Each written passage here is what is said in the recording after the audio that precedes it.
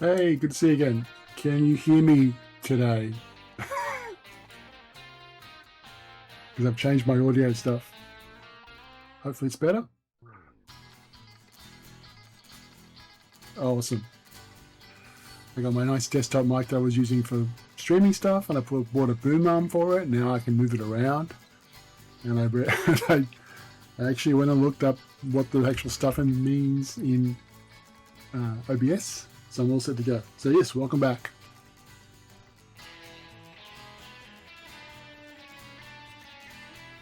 You're hearing music as well, right? Just double checking.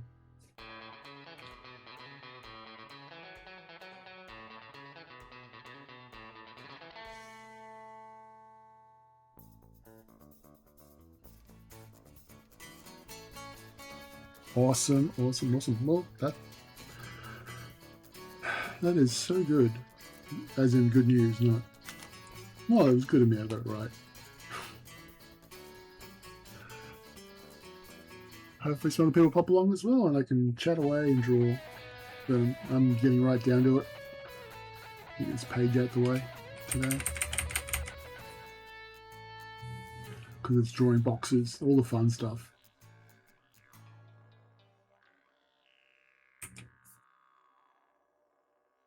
Well, technically suitcases.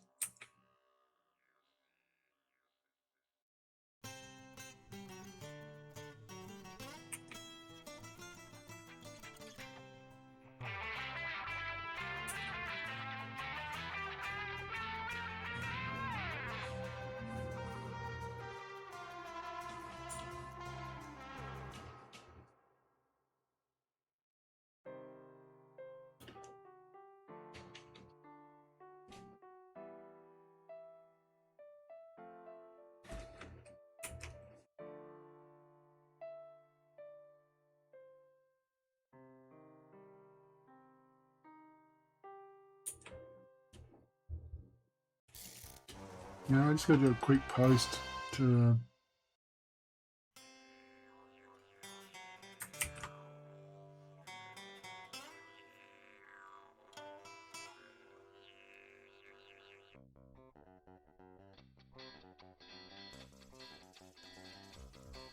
post.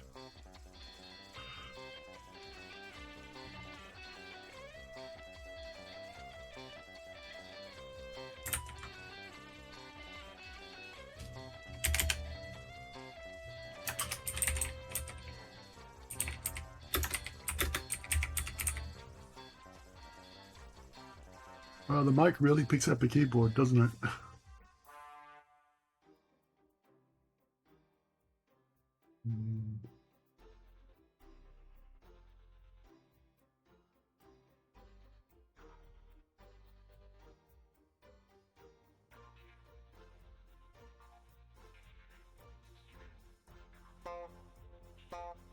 There, that's that posted. Back to drawing.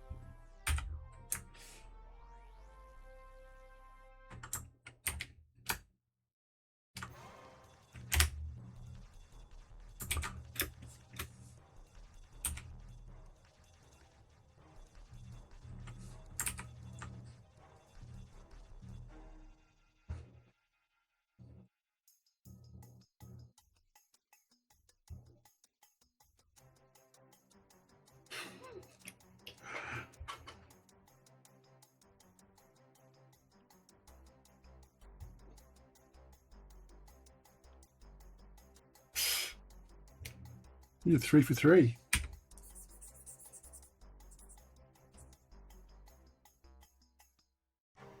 Nice.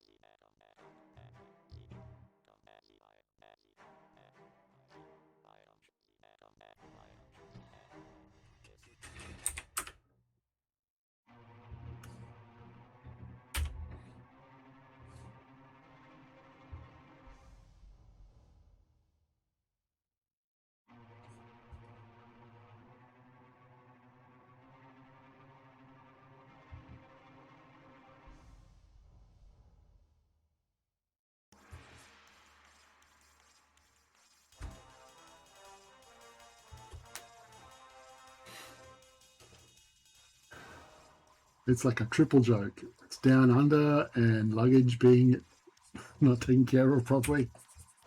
And that's only 2.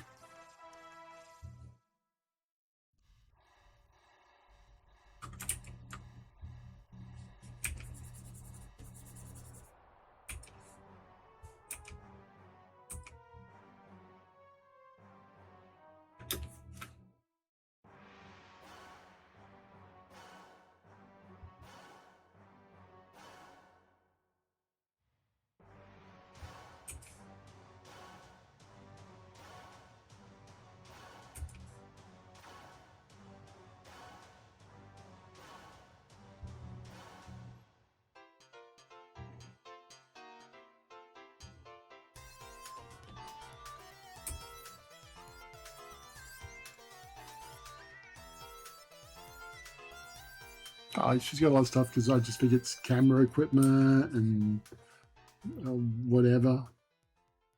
But yeah, she's here for the long term, so like a year, a long term, like it's an exchange student sort of thing, I imagine. Well, in my world, it is.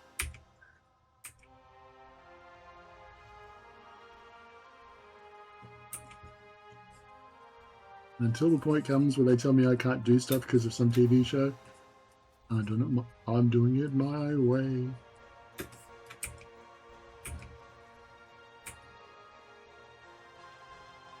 You'll hear me say that a lot because I'm just getting ready for it. It's going to happen at some point. It always does. But check this out. This is where it gets good. Because I did this on another layer. Wait.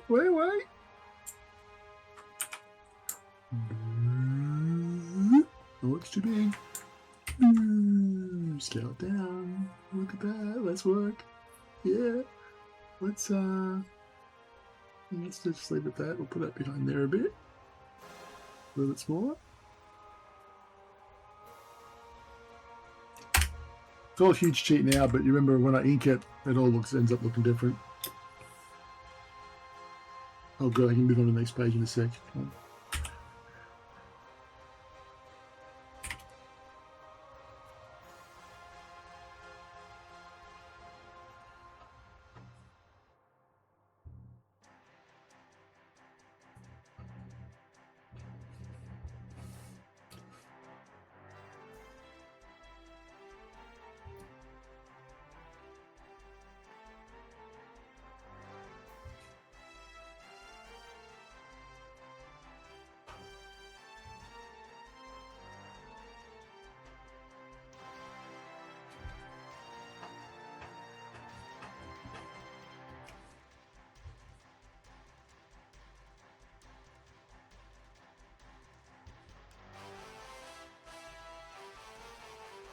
Yep, that's that page. That's all I'm doing on it because that's more than enough. Now we'll move on to the next one, which is page 3. We're half.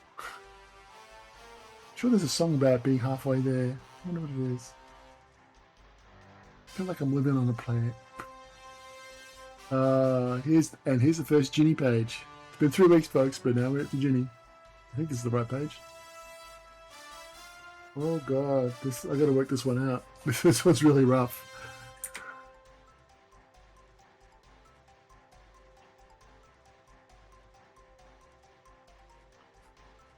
Gotta go from that to people on the page, and I don't remember what this is supposed to be.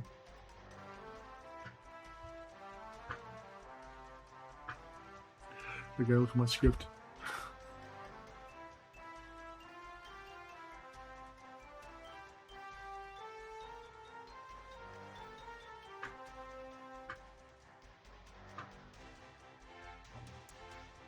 Please tell me I wrote this out enough.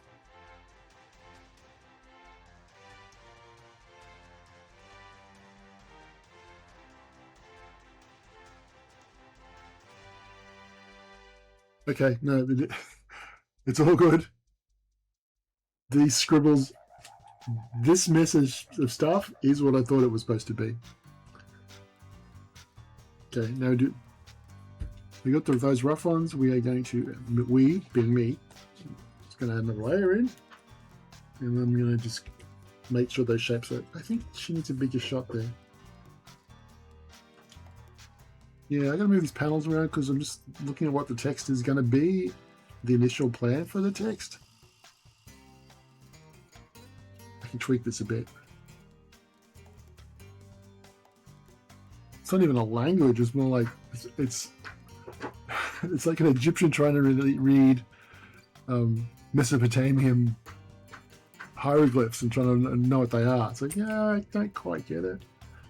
But anyway, I got it. I got this. I've done this before. I make this shit up as I go along. Don't tell anyone that. If anyone wants to find out, I'd be in big trouble.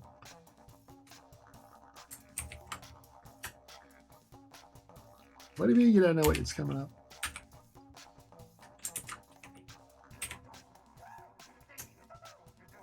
So that can be, I guess that's there.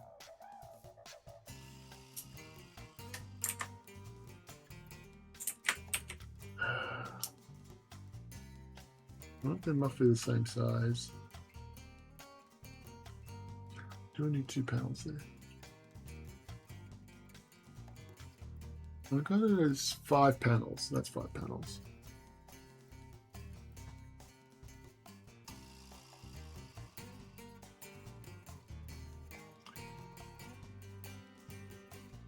Just double checking she gets the introduction panel on this page.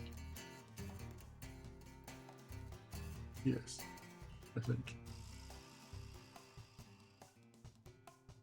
I don't know if I want to rework this one a bit to give her a big panel. Because the first time you see it, I like to give you a nice shot, full body shot thing. And I've kind of got like, that's front. So the front there's a silhouette of her. That's Shazza and Ty. That's Ginny on the ground with her arms and legs in the air like playing Possum. And then you got her like opening her eye, maybe like a bit close up instead. And then you've got her getting up and she says stuff.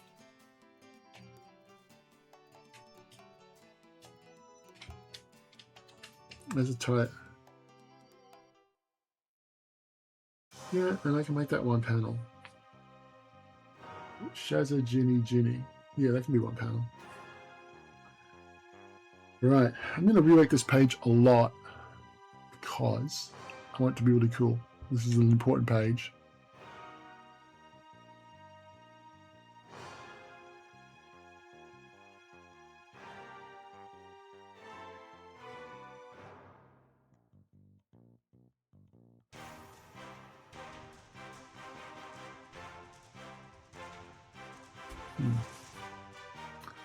Okay, I have to think about this. Give me a sec.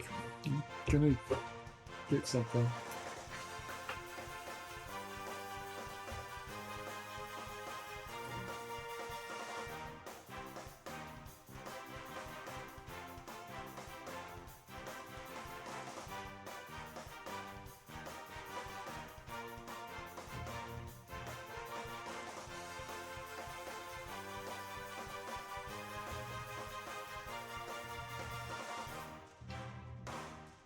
I'm back. The thing I got was a candy Coke.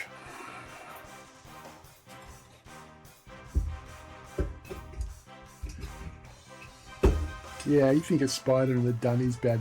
They're usually under the seats, or worse if it's an outhouse on the back door as you close it. This is my Christmas, magical Christmas spider story. One Christmas I got up and I was going to have a shower before going down to my parents' place to open presents and stuff. And I went in the shower and I got the water on and I reached over to get the soap, and there's a big huntsman spider about 3 inches away from my junk.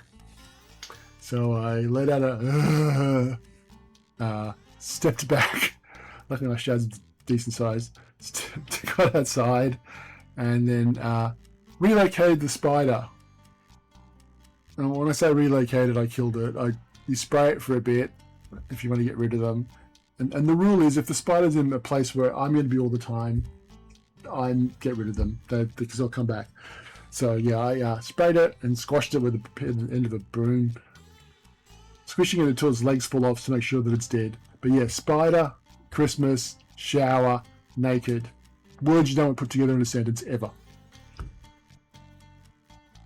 Mind you, I've had spiders fall out of bath towels that are drying on the rack. I've had spiders. One was in the dog food. Went to give the dog a bowl of dry dog food and a big huntsman spider jumped out. I think it had crawled into the packet. One fell onto Mickey. He was like, "What? What's this?" Like, not scared. It's just like, "Okay, yeah, it's on me." So yeah, spiders are fun.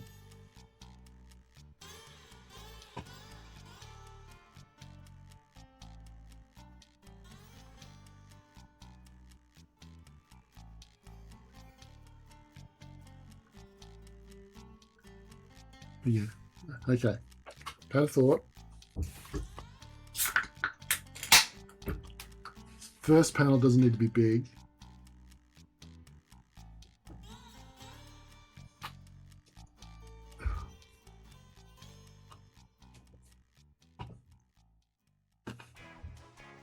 Okay.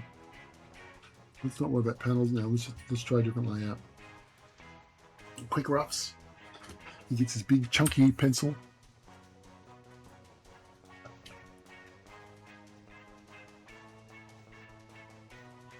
Yeah, I mean, I'm not right near the bush here. Like, there's a big forest about 1k away and lots of bushland down the other way. I think I've seen a snake outside the house, a black snake. Like, I was driving in, I thought it was a piece of that, you know, that plastic stuff that they wrap around pallets, that sort of, you snip it off and it's just basically they wrap up bricks and lumps of wood. I thought it was like that sort of stuff, and it was sort of going across the street in a weird weaving thing, and then I realized it wasn't that windy, and it's like, oh no, that's probably a snake, which means that the snake had come out from the bushes in front of my house, going across the street. But yeah, snakes are alright if you don't annoy them. Even the dangerous ones, the nasty ones, like, you just give them space, you'll be alright. And call a snake guy, obviously. But mostly around here, it's carpet snake, pythons, stuff, and tree snakes. I'm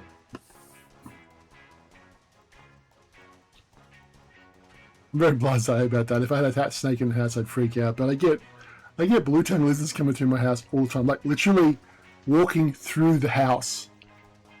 I was sitting there one day in the lounge room. It was like the dog was looking at something in the hallway, so I turned around and there's like a blue-tongue just walking through the hallway. I just assumed he'd come through the garage door, which has a sort of 1-inch thick opening underneath it, the interior garage door. So they just come in through there and just wandering through the house. Sometimes they used to come in from outside. I'd hear them out, have to get them out.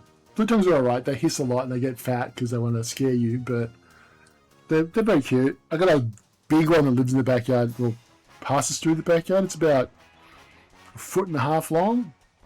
It looks like a big snake, like big chunky snake, but you can tell it's a blue tongue. It's a kind of golden brown one. But the one in the front, the two in the front yard outside my office, there's a baby one, an adolescent, and then a normal one that's been there for a couple of years, and that's kind of much more bluish stripes. And there was the one under my office. I was sitting there and something was like nibbling on my toe, and I was like, "What the hell's that?" I looked at it, a little blue tongue. It was like about 2 inches, 3 inches long, just there trying to chew on my toes. So I took it outside to the front, and then it was trying to get back in the house again afterwards. And then there's the toilet skinks I get. I keep finding with this, what, about a 10-inch skink, which is right to a blue tongue. I keep going to the toilet and I look down at the toilet bowl and there's like a lizard there looking at me. So I usually try and scoop them out, and then other times it's like, I went in there once like, oh, there's a lizard, I gotta get the bucket to pull them out. It's like, it just dived back in and went back through the S-bend. It's like, alright, you know where you're going. Okay. Just gotta get this right now.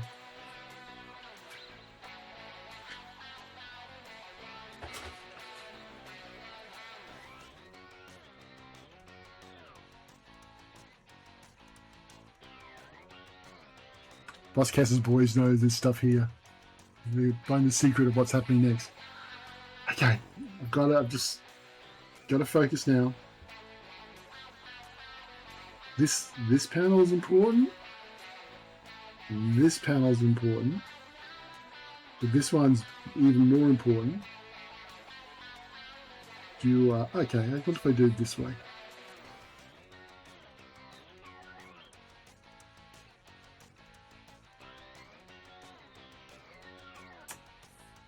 The first panel is like, you have Shazza and Ty looking down at something in the foreground that we're not going to tell what it is, right? That's going to be the trick. It's framing them.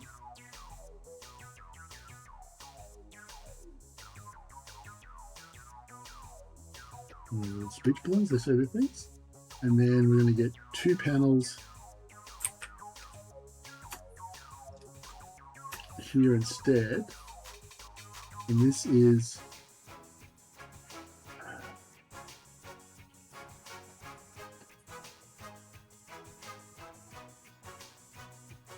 it's got to be enough to show it. Okay, we'll go there.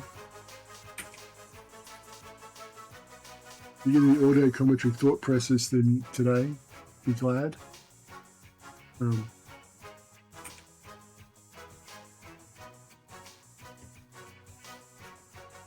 Right. I might play with the angle on that, but it's basically, no, she needs to be further out. The gag works better if you can see her even a bit more.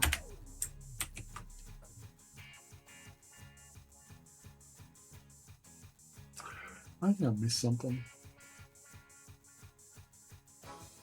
No. I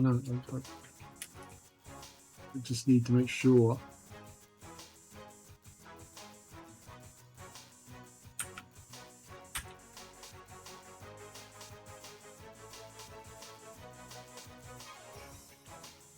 That we get a sound effect out of that.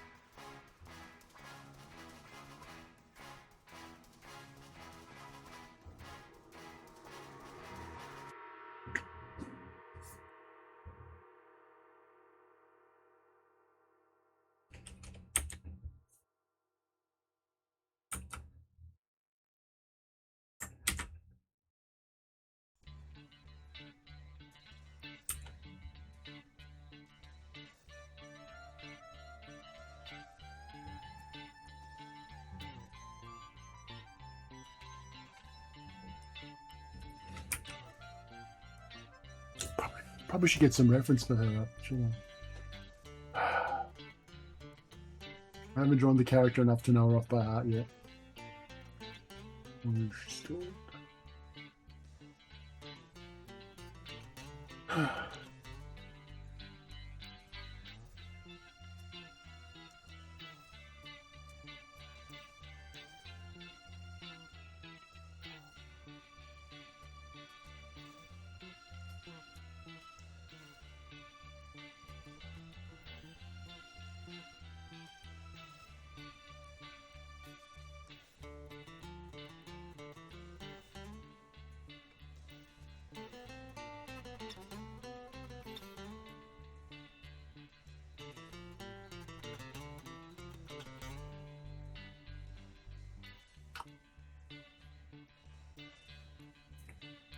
Boink.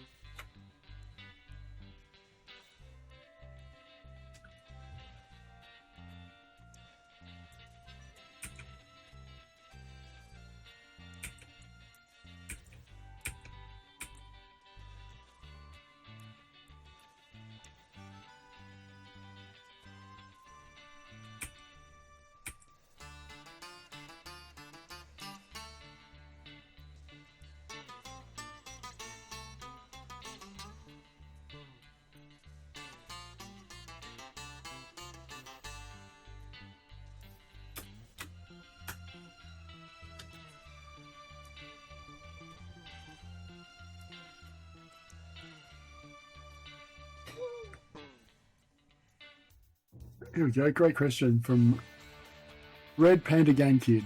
Why is Ty barefoot and wearing nothing but his trusty shorts around his waist? Well, where else is he going to wear his shorts? While the rest of the family is fully clothed from head to toe. Is that to show he's a free spirit?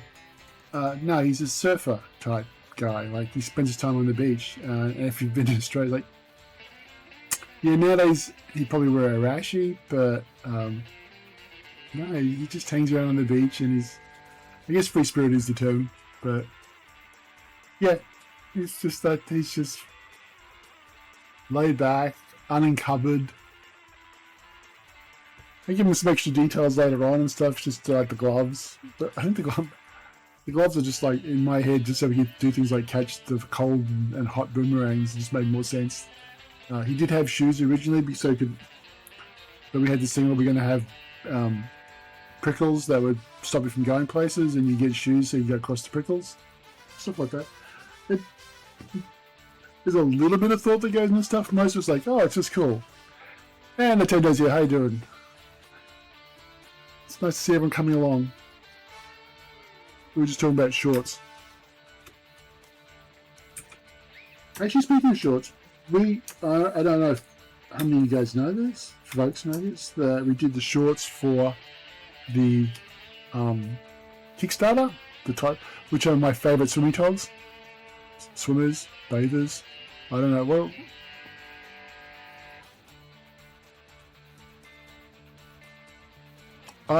I'm still live because every Thursday I am now going to try and stream from 9:30 till 11 at least. So, except for next week, which I'm getting some fillings. But apart from that, when I'm not getting fillings, this is a lot more to come. I will be here with my new mic, boom arm that I bought. The cheap one, but it's still really nice, and put my mic on it, and apparently my audio is better. Actually, what's the verdict on that? Is my audio better? Am I louder? I can make it louder. This is good. This thing I can bump it right up. Yeah. There's no stopping me now. That's a threat, by the way. No, old mic, but new settings. I used to have this on my desktop, but when I was streaming the last couple of times, I was using the headphone mic, that was the cheap headphones I bought that were wireless. But this one, my brother George bought me a mic. It's a Rode desktop mic. Because, yeah, when your brother does a sound engineer, an audio guy, he was chastising me on my choice of boom arm yesterday because I didn't get a Rode one. And he knows better than me about that stuff. I get it. I just wanted to see, will that help? It's like, yes, it's helping.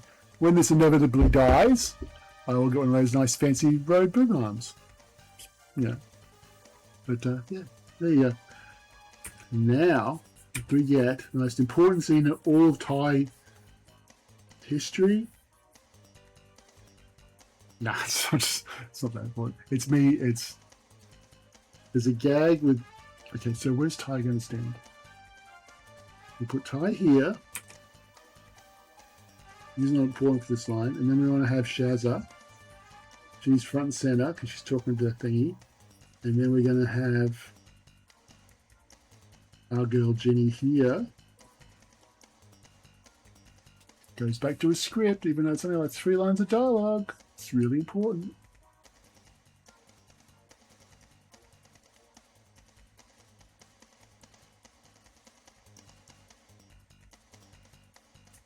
Her line. Spider. Okay. She's only got like a little thing. This, believe it or not, is the hardest part of doing comics, and the most important part is just getting your stuff in the right place. Nothing I hate more than people have speech balloons that are going in the wrong direction, like they don't read left to right. Because it's really important. I'm just going to go work this through it just to have my little rant. Dialogue, and this is not just me talking, but dialogue goes from. Hang on, just let me show it off properly. You have use a brush teeth. You have 1 and then 2. So that one goes to that one. Then you read through there, so you get back to this panel, right? Which has no dialogue. So we look at that, which moves us onto that one. So wherever her dialogue should be, the top is usually the best. That has a 3-line of dialogue. Then we get to this panel. We have Shazza says something. Then Ginny responds. So it's that to that. And then Ginny's got another line. I can't talk. Because it's that order of dialogue, you put Shazza here and Ginny there, so again, reading left to right.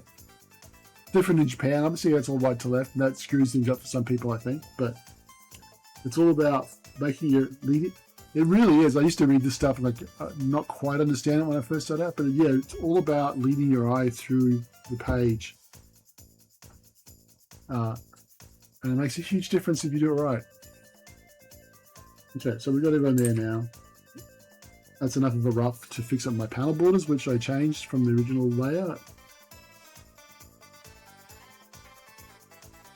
So that's nothing like what it was before I started the page this morning. When I work panel borders, I like to use shapes, so they're vector, because it's just easier to change stuff then. You can turn my snapping on and my guides. Right. That's my layout. You got this little margin around there, that's for bleeds. It's 5mm. Look, if we do a print comic, you don't see anything there, that's where your art ends off. You've got the inside safe margin of the page, which is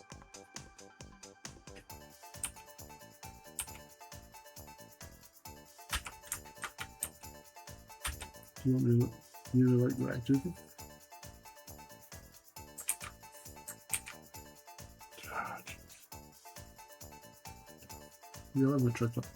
That's the safe stuff here. Don't put any text in there. That's bad. And then you've got this bit in here, which is where you do your comic stuff. That's all your text goes in there, anything important. That's not anything anyone else wouldn't teach you, but it's just nice to know and remember it. So now I only need one of these. Ah, God. Get rid of you.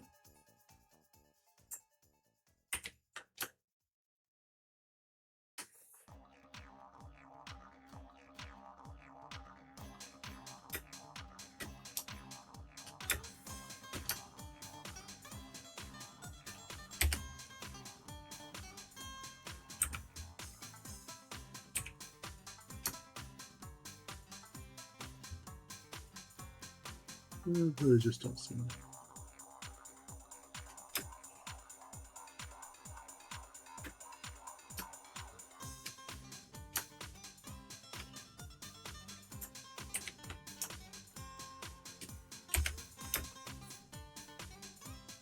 Right. It's really boring, kind of. I gotta make that more interesting. We can do. Let's see the panels a bit.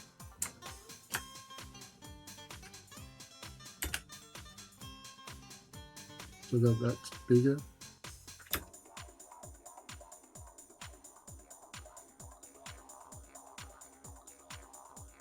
And I think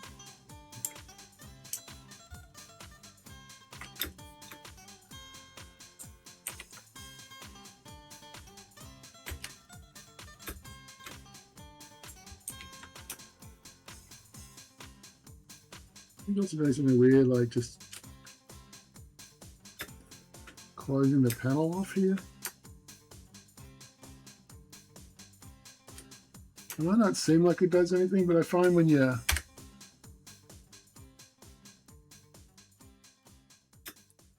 black, that's not right. Right. So check this out. Little comic-y thing.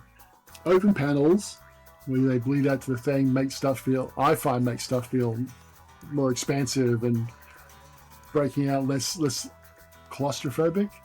Whereas if you want to get something more confined in space, that's when you make sure that the page, that's not reading all right, that's the bleed, that you've got like a nice solid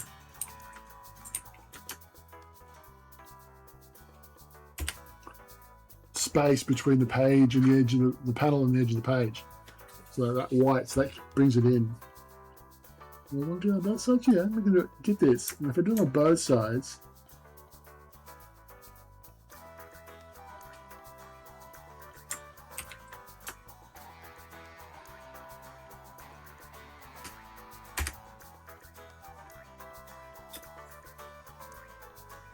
yeah, I wonder. Maybe I should write, okay, another thought. Take that all the way up.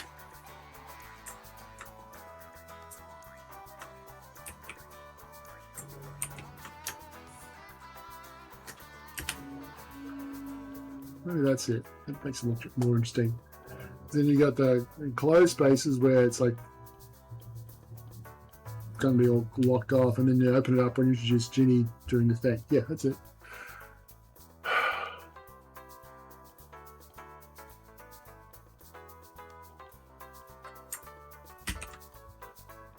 So that's how much difference I think little changes make in comics that you never notice until you start having to do it, and you realize, oh, I can do this, and this, just this panel stuff makes a big difference to how you tell the story, which is the fun bit of comics.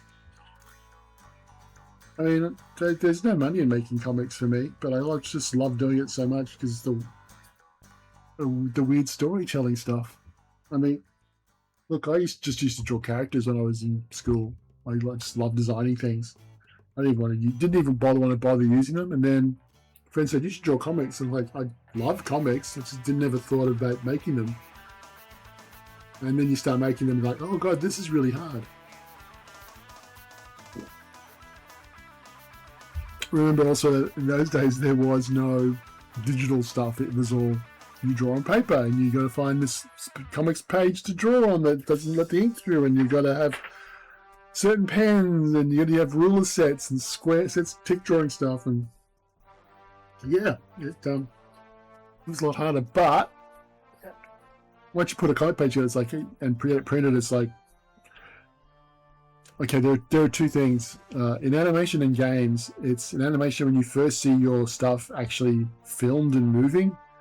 It's just there is that point. It's amazing. And in games, it's when you first get a character running around on screen, even if it's not doing anything, it's like you put a character into the first thing and just move it around, and there's this a wave of euphoria that you get out of it, which I love.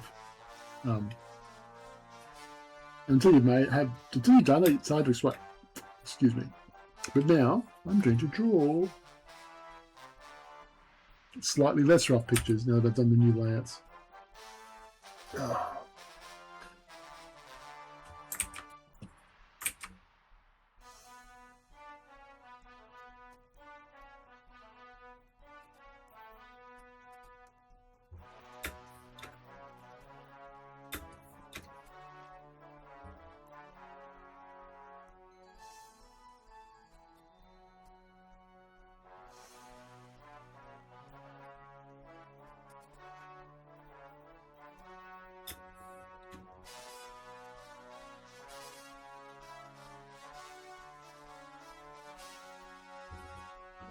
So this is all going to be in silhouette, but when you do stuff in silhouette, it's also really cool to have some shapes in there that make it interesting looking.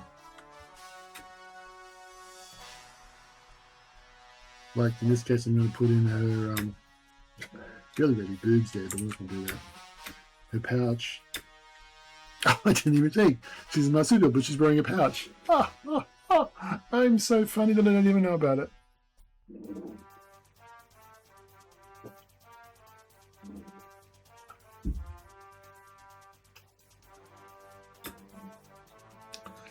Shazza.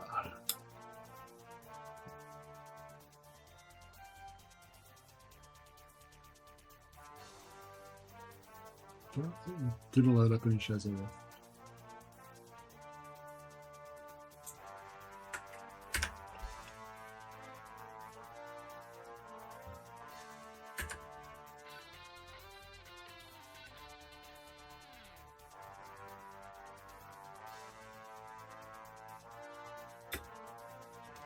You know what's really weird is these characters are like 10 years old, the designs this year. No, that can't be right. No, this Shazza one is the 6th of the 3rd, or 6th of March, 2016.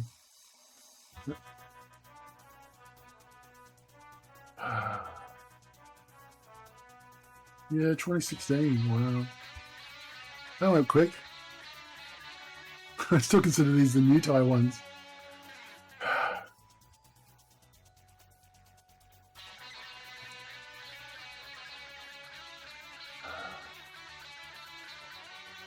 Sorry, I'm just struggling with how much time has passed. What did you put the egg? It's only 28. When it's hot, but it's not hot. There's no breeze today. It's truly February.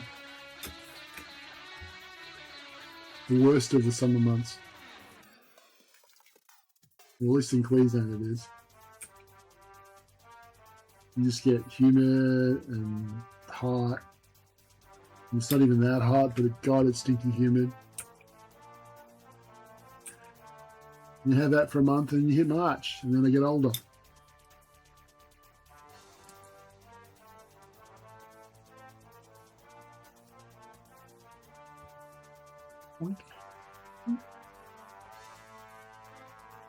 Let's make the head smaller.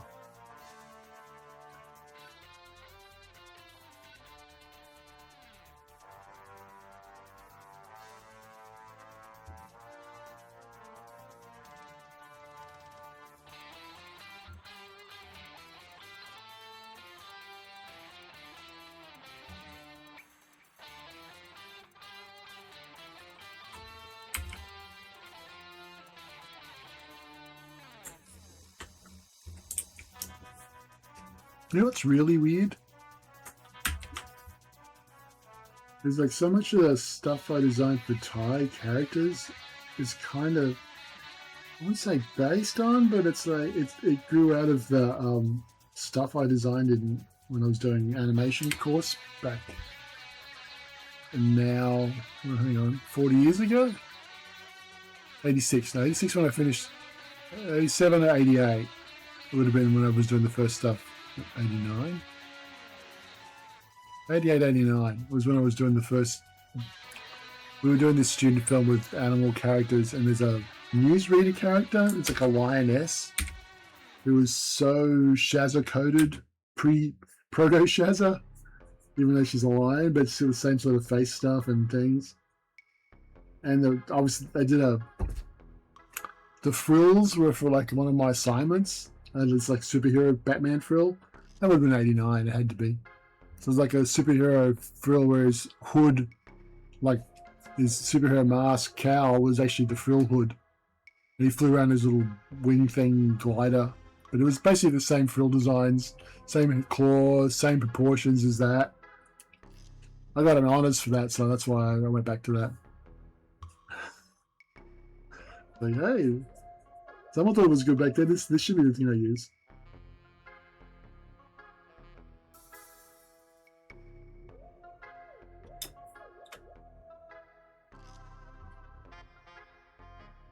And my joke is reuse, recycle.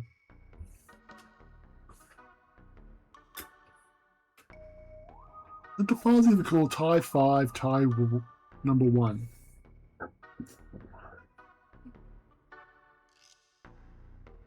See, this tie was designed after the Tie 4 design, the platforming game one. This one was designed to be a 3D game because he's got texture.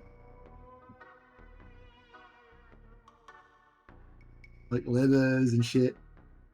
But I just keep the design because it's got like bits on it, like the boomerang belt. The boomerang belt buckle.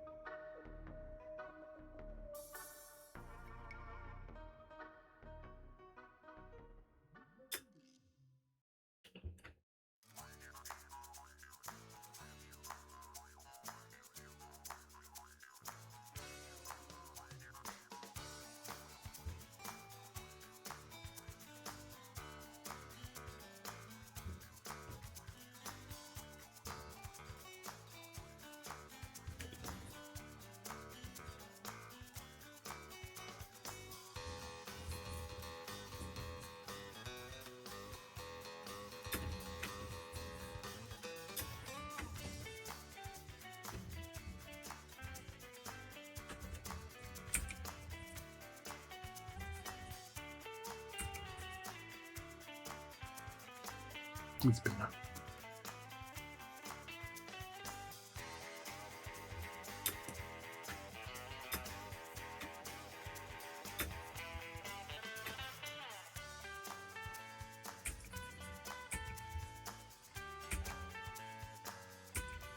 There you go. Better reaction if they're looking at each other to work out what's going on as opposed to looking at the thing, I think.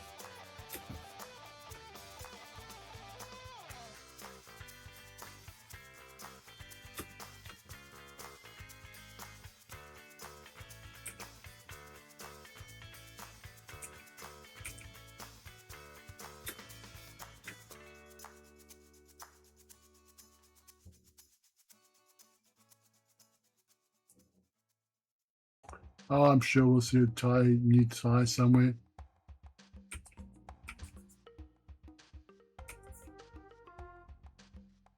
Or possibly someone else's version of tie when that time comes.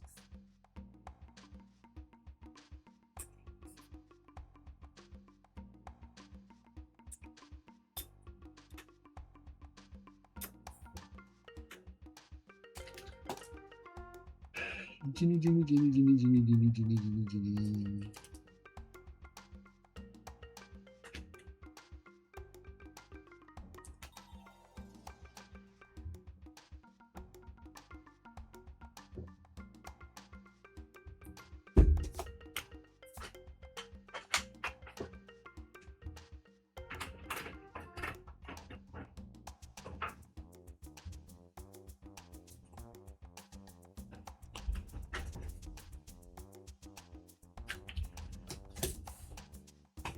I'll be back in a minute. I'm just gonna take care of something.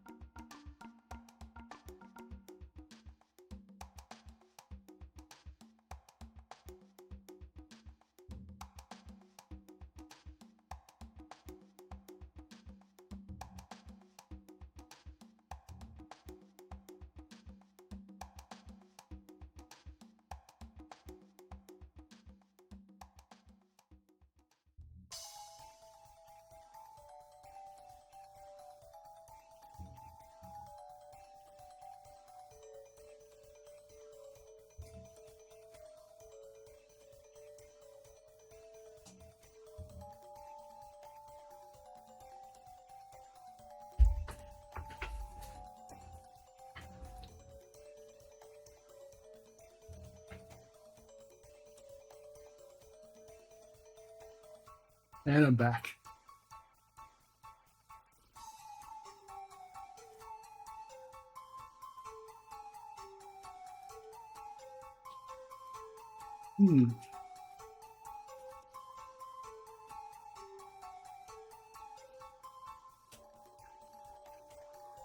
Maybe she should be.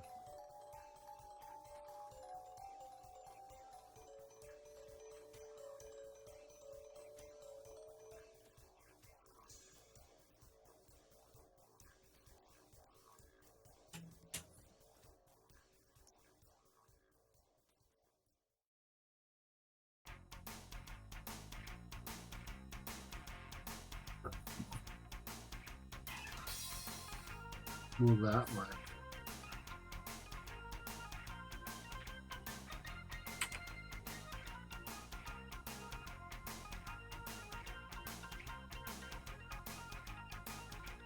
Oh, I think the chat's still there. It just doesn't. Oh, I know how to fix that. Sorry, I just had no idea. So that's chat. If I go to my pause away, I don't want to do that.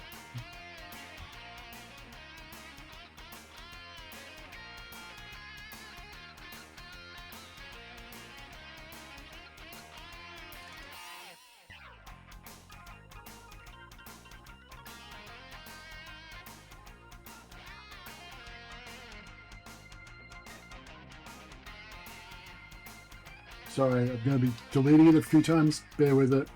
Because I think if I keep the chat box on the away screen, maybe it'll actually... Am I copying that? Oh, yes.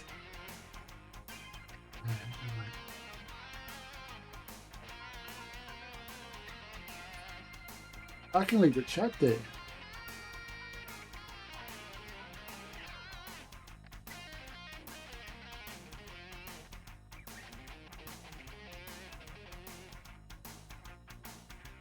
I think that works without deleting it.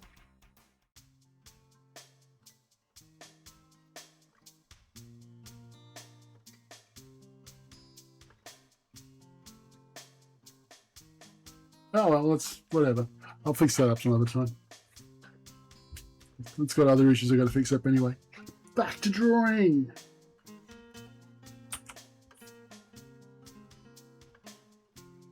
This is going to be really hard. We thought that free run angle was hard, people. This is much harder. Okay, we got a head here. We're going to rotate it around so it's not as weird to look at.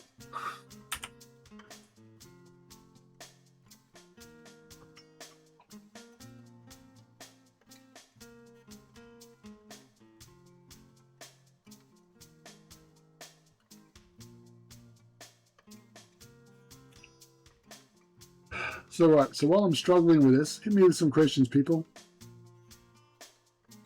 Give me your best ones.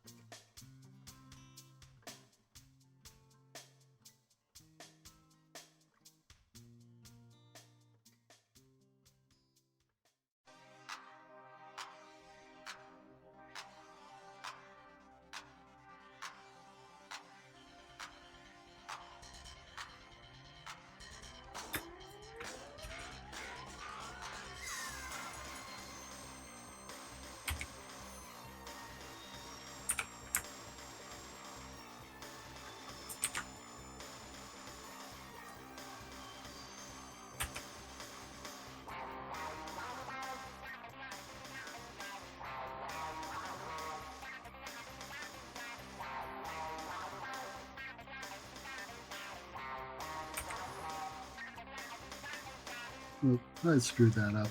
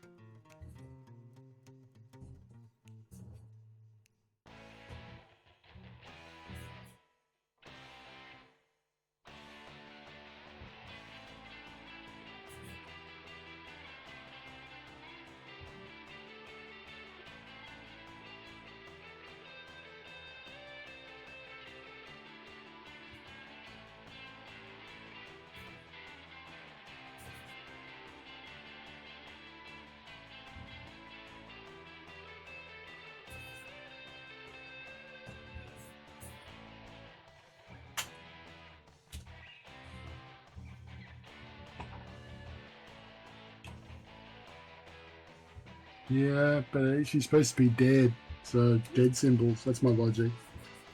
It doesn't matter now, but what happens when I get to the end and change it? That's when stuff locks in. But yeah, I did think about that initially, but I decided it was better.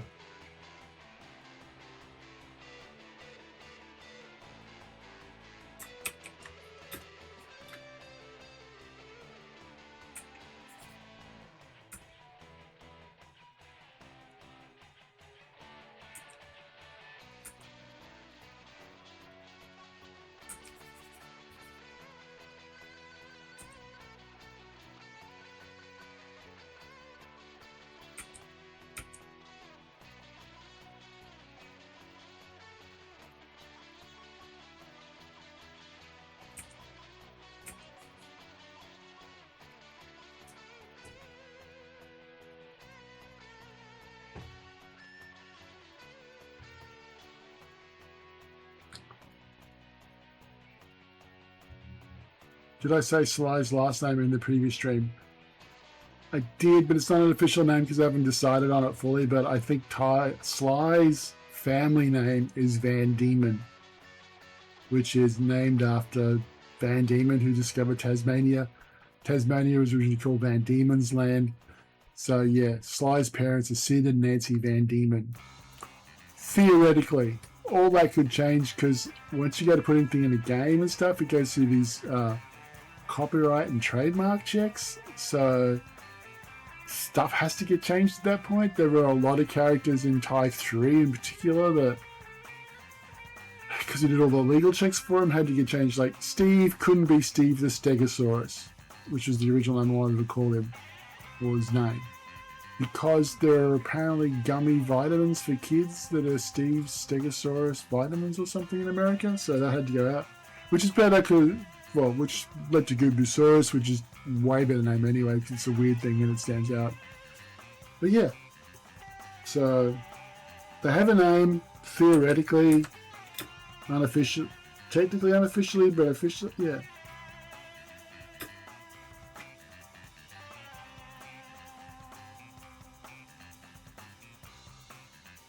I just the only thing I don't like about it, I think that might end up being a problem with Van Diemen is because it has dye in it. Dye men I just know social media stuff's going to go, oh, we can't do that. We can't use those words because they're. So it would be Van, unalive, male people. Probably. I'm just kidding. But yeah, no, I look, I understand why social media stuff wants to not use words like that. But it's just that people use other words that mean exactly the same thing for exactly the same meaning. It's like, you haven't fixed anything. But they're having been seen to have tried to fix something.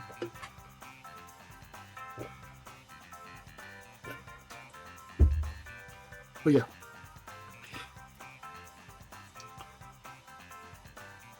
Which I think I said Ty's name is Thylacine at some point, family name. But it could be Tasman. After Abel Tasman. Look that one up. Yeah, no, they wouldn't have scientific names like that. I don't outside of Virginia, I never really bother with that. Because that's humans giving them scientific names. Although, yeah, we did have the Thylacoleos with Khan, but being Carnifex, which is the Thylacoleo Carnifex. So, yeah, I have done it. He is Tyrone Tiberius, yes, and he probably said top Thylacine, but having named Sly's family Van Diemen, maybe Tasman is better. Because it's a real last name. Go look it up. Okay. That's a cute little face for Ginny. It's not quite on model, but I'll fix it up in the pencils. Now, this is tricky because I've got to pose everyone. Going back to my script again just to make sure I got it in my hand.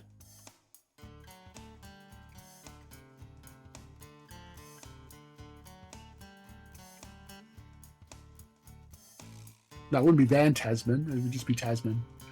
Because in Ty's case, it has to be alliteration. Ty the Tasmanian Tiger, Tyro Tiberius Thylacine. It's a thing Stan Lee used to do. Loved doing with his superhero characters like Peter Parker and he did a bunch of other ones. But he loved having that alliteration in names. It sounded cool. Here's the funny thing. I thought that was pretty normal and not unusual, but I sort of forgot that my name is Steve Stematiadis. So it's like, well, yeah, I got alliteration. That's just how it works, doesn't it? Like, no one else in my family does that. It's just me. Oh, well, it was my grandfather, obviously, who I'm named after.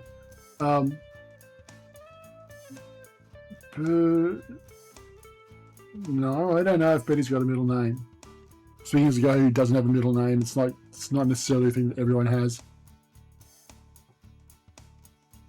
You bet her maiden name would be her mother's.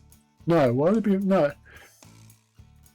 Sorry, I'm just trying to think of what you're saying there. I take it Betty's middle name would be her mother's maiden name. No, there is no reason for that. I have not thought of that anyway, so no. Although Ty is named after Tiberius, but that's not because they're related so much as Tiberius was a cool character in the 1920s as a thylacine cartoon character, which I never got to do. I'm going to show you now. Hang on. I have to show you.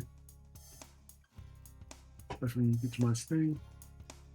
So when I was doing a Ty 4, there were a bunch of Ty 4s, but one of the Ty 4s was WIP.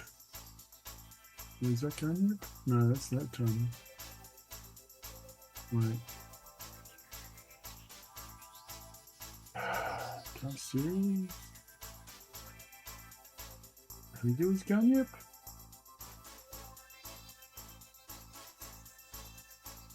Maybe it wasn't WIP. Oh, well, yeah, hang on. This is a multi-part story. Bear with me. So you got Tiberius that I never got to use. And he's like, that's not a current era character. That's the old Tiberius from Ty 2 who wanders around with the frame. So this guy, I wanted to do like a flashback story where you play as a skin, Ty skin, but it's this guy in the 1920s.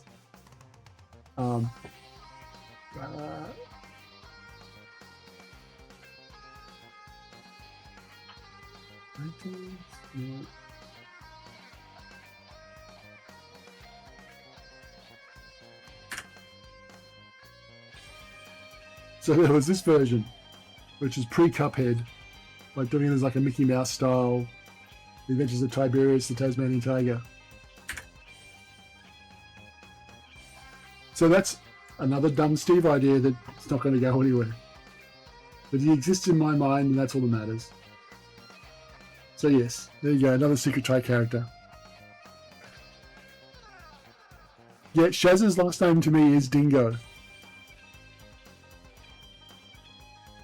It's one of those ones where it is just the right thing.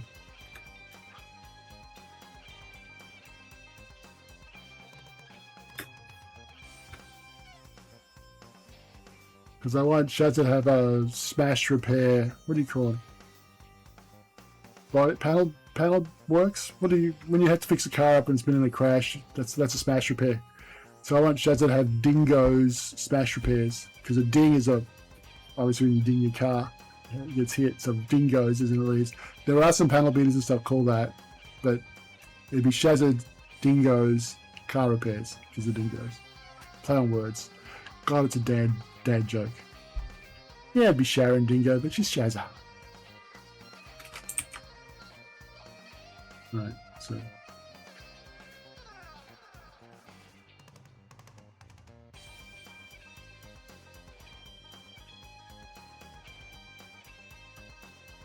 Try leading into peep around.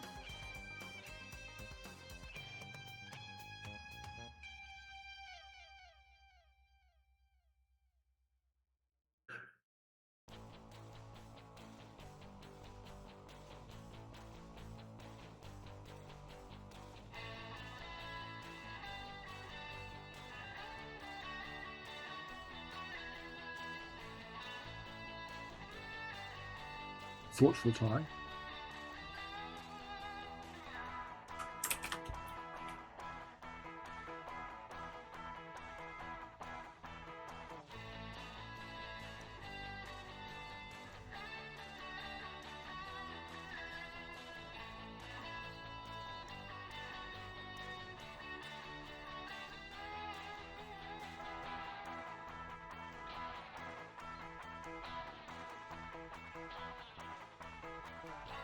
Hey, it's a wiki. You can just change it later when we update stuff, and then you can make a note that we changed it.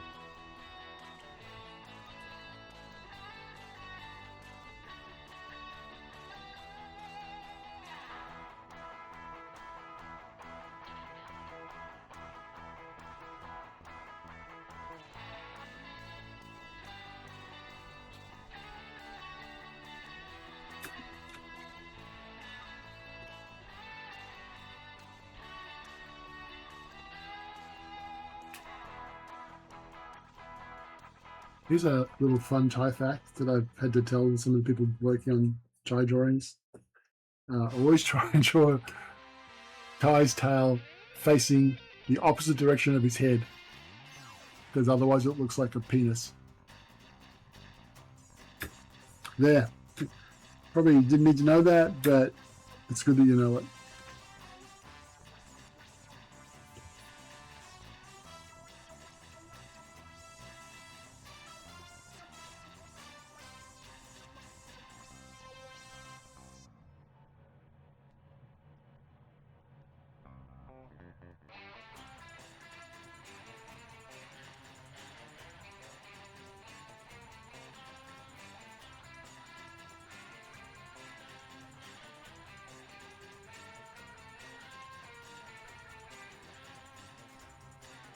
We're all adults here. All adults here. Well, I'm not. But yeah.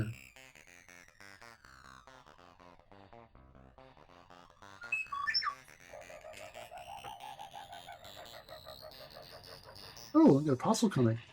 What's coming today?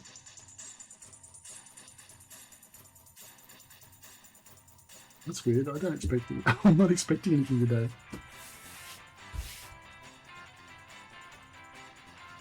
Yeah. So I found out you can change all the alerts on iOS with the last release. So I went through and took all the little stupid plops and bings there to R2D2. It's much cooler now when you get alerts and stuff. Let me play some for you. Where would that be under nowadays? Notifications, sounds and haptics. So when I get a text, I get this. Right? And when I have a new voicemail, which I don't like getting voicemails. And where's my alert? Oh, I got reminder alerts. That should... Oh, that's calendar alert as well. It is much more fun getting notifications when you do that. Also, I turn all my notifications off apart from like messages and calendar stuff, because you know what? You don't need to talk to me all the time. It's some weird app that I've used once, alerting me if you're special this week to buy some stuff that I've never used. Top tip. If they ask you for alerts and it's not like a messaging app, turn it off. You don't need it. There, I've said it. Let's put her over time a little bit more. Get them close together.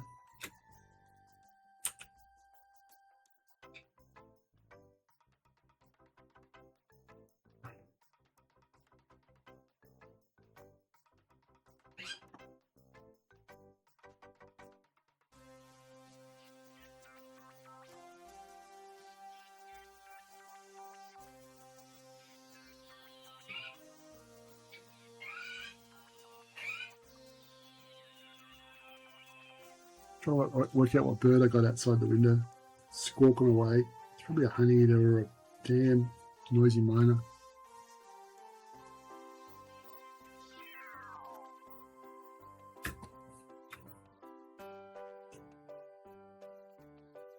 Hey Steve, why do you design characters with crazy haircuts? Why do you do this to yourself?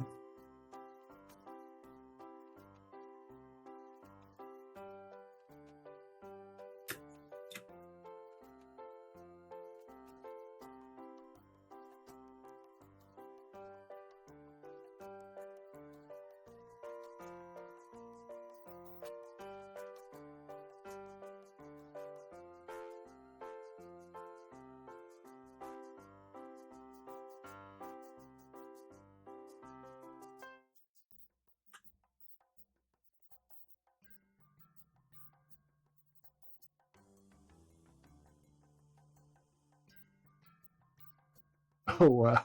Yeah, here's some more fun for you. Here is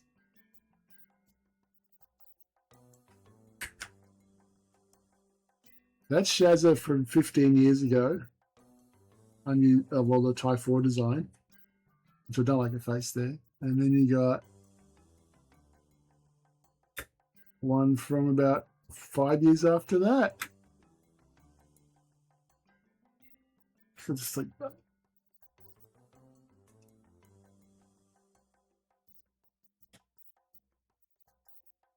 Just thought it looks cool.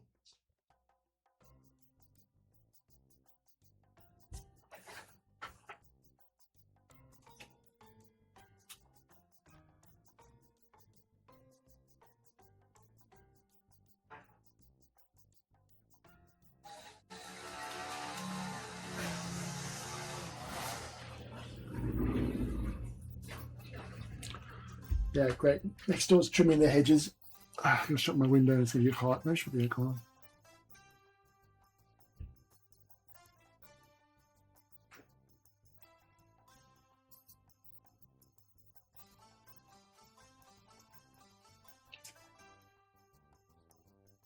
Yeah, she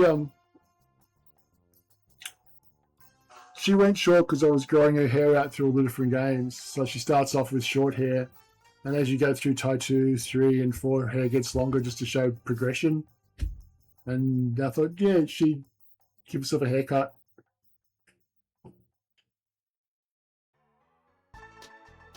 Well, I think for the TV, there's a push to go back to like a version of Shazza that's sort of halfway between TY 1 and 2, which I'm fine with. I say push, but I've redesigned it a little bit to look like, you know, I'll just show you.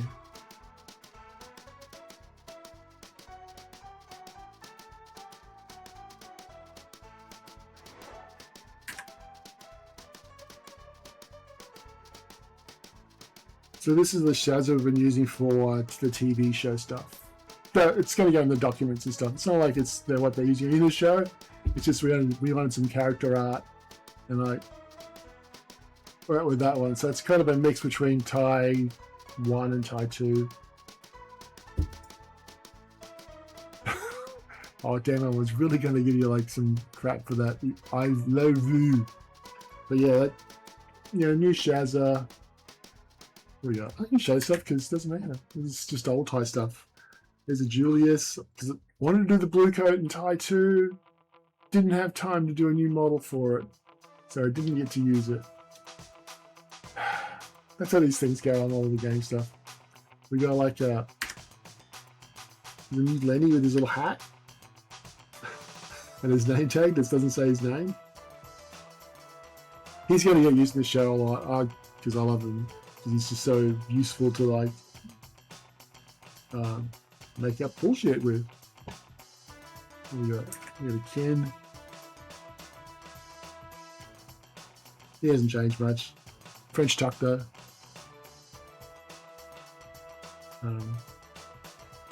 What else is new? Oh look, Sly.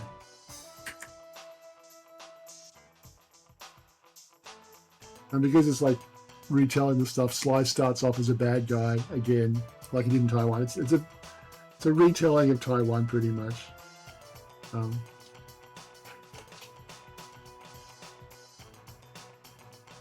But yeah, there's stuff that I have to change. I've been asked to, we're just playing around with and tweaking a bit, changing. Oh, and then you got Liz as well.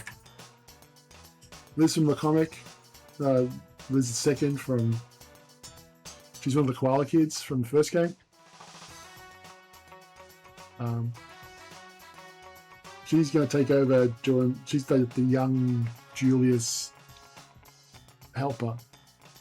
So she'll be the newer tech stuff working with Julius. Well, working under Julius. She's mostly working in bush rescue where Julius is around the place. Oh, I didn't just. It's not just Liz too. That's the other thing you got in the comic. You probably all missed it.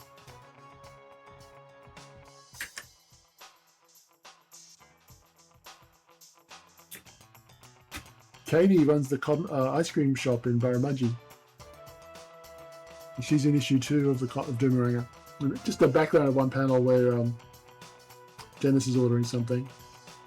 But I'm building all this stuff up. It's like a whole... Which Miss Cassie do this? You got the influencer.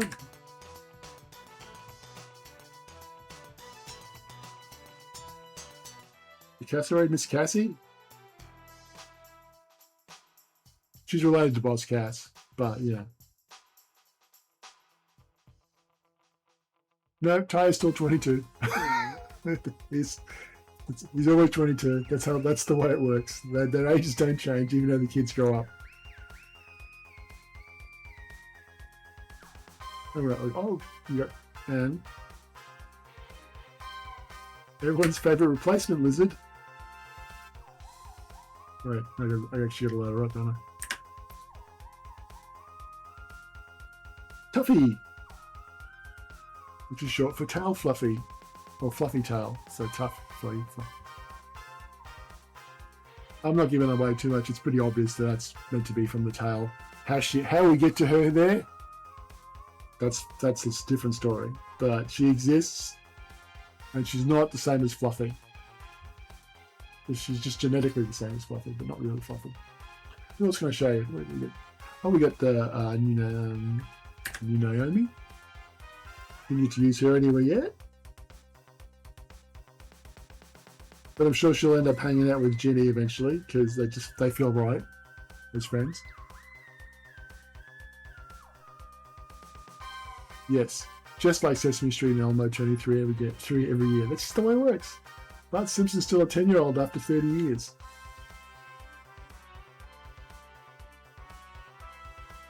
Yeah, you've probably seen enough of that stuff. Oh wait, one last one before I go back to work. Shadow! Evil Shadow. Bum, bum, bum. Sorry, Shade, but she's in shadow gear. But is she evil? I don't know. Maybe she just wants to look cool. I think she looks cool. We did that Halloween thing a couple of years ago where I had her and Mother giving out candy to koala kids.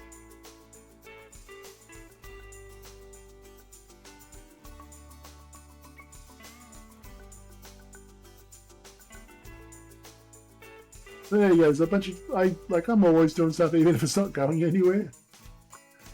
I actually want to do a thing. I haven't discussed this with anyone else at Chrome yet, but it's just more of a heads up to work out a plan of what we're going to do with stuff. But I would love to do a thing if I get this comic done, or when I get this comic done, I want to move on and do keep the slot open, drawing stuff, tie stuff specifically, and other stuff, but I want to do a thing where we like pick a character or a critter from around the world, and I'll do a character design for it, like on the fly. Or, you know, I don't have time, like I have to do like stupid ads. Stupid ads. Ads need to get done occasionally, but yeah, I want to do more stuff. So if you get people to come along, we get more than like, I don't know, we've got 7 viewers now, but we need a few more than that to make it worthwhile as a promotional thing. I will try and do some more stuff, like just to keep try stuff going. It helps with the TV show as well if we put content out. I hate the word content, but that's what it is. But what I will say is, like, yeah, I know that most of the stuff on social for Ty is like it's ads because we don't have a lot of new stuff to put in, and this is me wanting to help out and put new stuff together so you guys can, you know, keep Ty going by seeing new characters and maybe try and do some webcomic stuff. I don't know. It just still comes down to how many people actually watch it and all that jazz. Her head's giant. She's actually wearing a mask. Let's scale it down a little bit.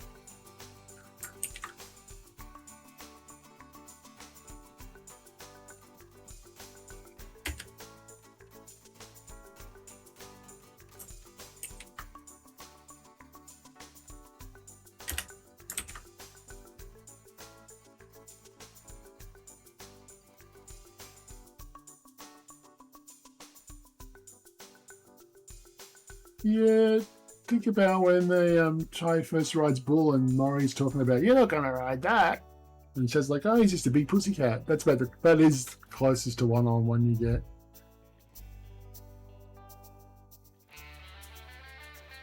I think, yeah, they would get along. Sorry, I will read this out for people later on, because I've been told people won't actually read the question I'm answering, which is good. Good thing to do. Reminds me, I don't think we've ever seen Shaz and Maury interact one-on-one. Would be fair to say they get along but don't always agree. We have seen them sort of do one-on-one in Outback Safari at the start of that, sort of. And that's kind of the weirdest Shazza too, which is doing the fat farm and the chasing stuff. I think it's before he really locked her in what she was like. Do they not agree? Yeah, I don't think Maury agrees with anyone all the time. He's a disagreeable old codger half the time. That's just the fun of him. So I think Shaz is diplomatic. Well, she's been around long enough to know to be diplomatic about stuff. So she takes it all in stride.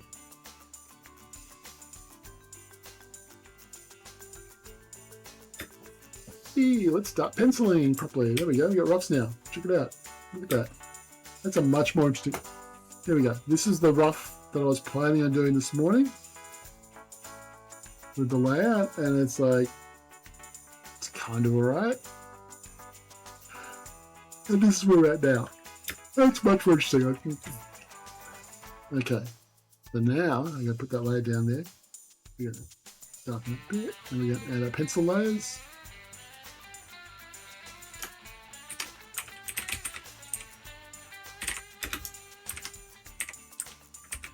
I'm really good at typing with my left hand only, because that's where the keyboard is.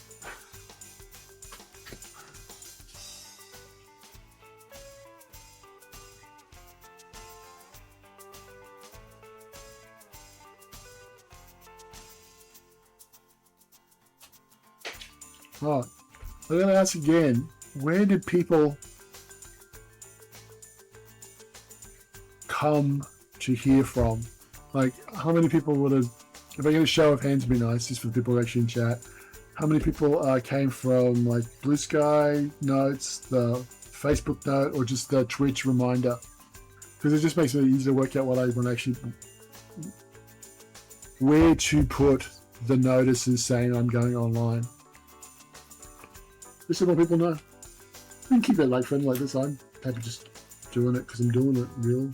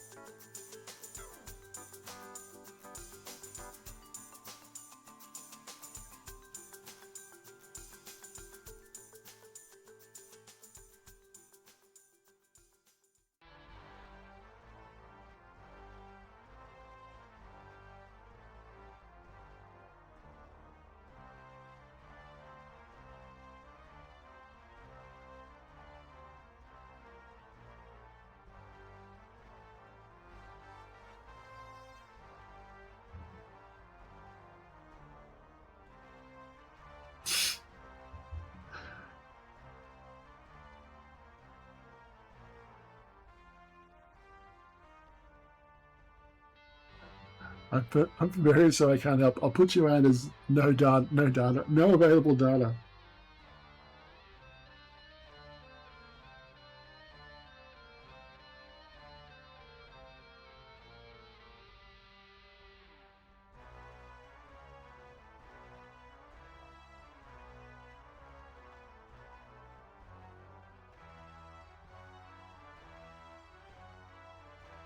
Wait, am I supposed to finish now? Is it already 11 o'clock? Okay, I'll keep going. I was talking too much anyway. I'll get more done.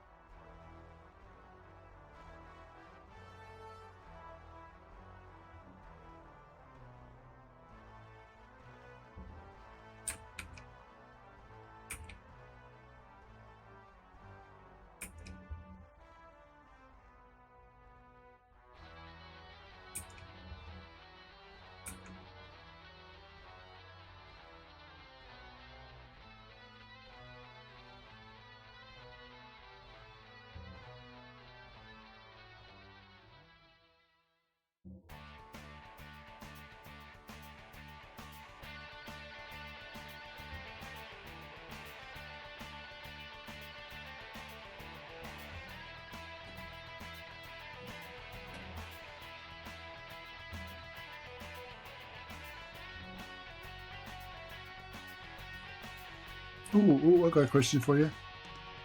This is a marketing research question, I guess. Let's assume I do get to make another tie game. I'm going to assume that I do get to make another one because I want to make one after Gunnel. But what feature from any of the games that you've played, like that's 1 through 4, would you like to see make a comeback? Like, what's the way I put it? Would you like to see it make a comeback in a TY 5? In what way? Bearing in mind, TY 5 will be 3D. It will have the basic collectible stuff. It will be a hub-based, more like TY 1. You won't have to collect 300 opals. There'll be the cash system to buy upgrades and stuff, probably. That's how that's going to stay. There will be discrete levels where you can collect all the stuff in the levels. Like, you'll go into a level, it'll load up, and how big that level is, all the stuff in that level you get from that level, and you have your tally thing like TY 1. Bearing in mind all that, what other stuff would you like to see?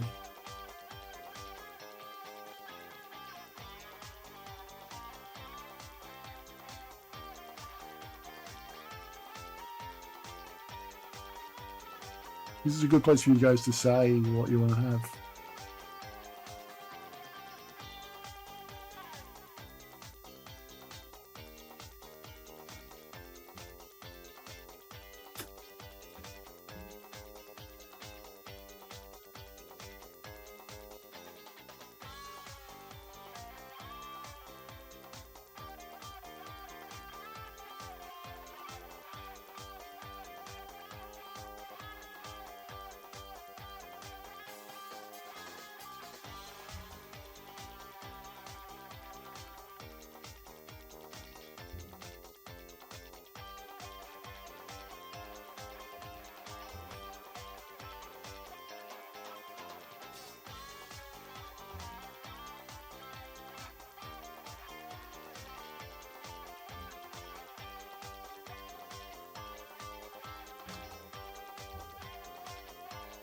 Yeah, co-op would have been good, playing as a team. That is something I wanted for I had this idea for an MMO style type, okay, we were talking about 20 years ago now. So next tie was going to be the tie after TY 4, because I worked that way. So the TY 5 was going to be next tie. My idea, when there was still a chance of this happening as a big budget thing, or a reasonable budget, was you would play as one of 8 classes. Like there'd be a battler, which was like thylacine with boomerangs. There would be it was weird though. This was a weird system where I'll get that. So basically you play together a group of 4 or a gang of 4, you would, like a party of 4, you would go off and you would have just tied missions in a big open world where you'd run around and explore, and you'd do things like there was say there was a flying baddie you had to take out. You would hop in a gun-yip and then you could fly around over the environment, and you might get shot down and you'd sort of eject and land, and you'd be back on foot running around doing stuff. The idea for it was like that you would be able to play. One of the things with the original TY games, you got a lot of grandparents playing with their kids. So I just wanted to have this idea of grandparents across country could sit there and play with their grandkids. In a little party, they could go exploring together. They could do all the cool stuff to solve the missions and stuff. So where grandparents and parents would all usually help out. Like, get me past this bit, they could do it in game, which is stuff that Mario's sort of done. They kind of done it, but you're not playing as a full character, whereas this would be, you would have a classic character. You might want to play, the kid might want to play a Tasmanian Devil, which was a punching class. They would just go around, they were brawlers. So they'd punch things a lot. I think that was also the kangaroo class.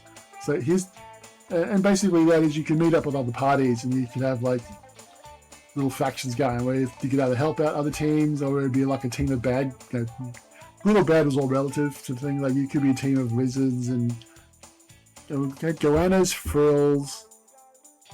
Goannas were like a hunter class. You had platypuses. You had dingoes. So here's the weird thing.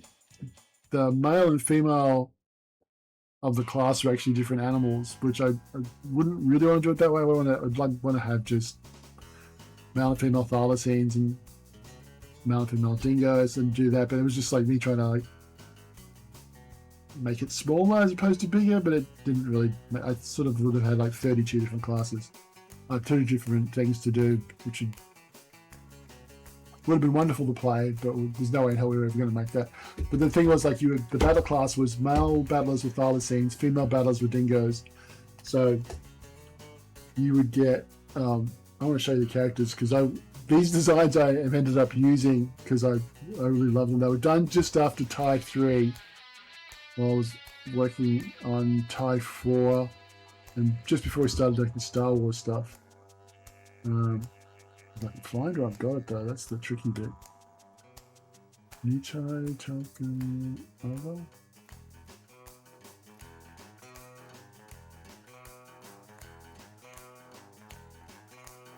So the TY series. Oh, what the hell? I've got it somewhere. Give me it. Next TY. There we go.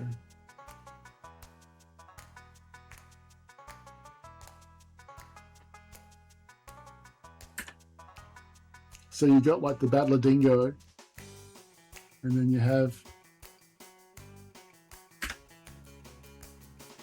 the Battler Thylacine. That's Flinders. He ended up in TY 4.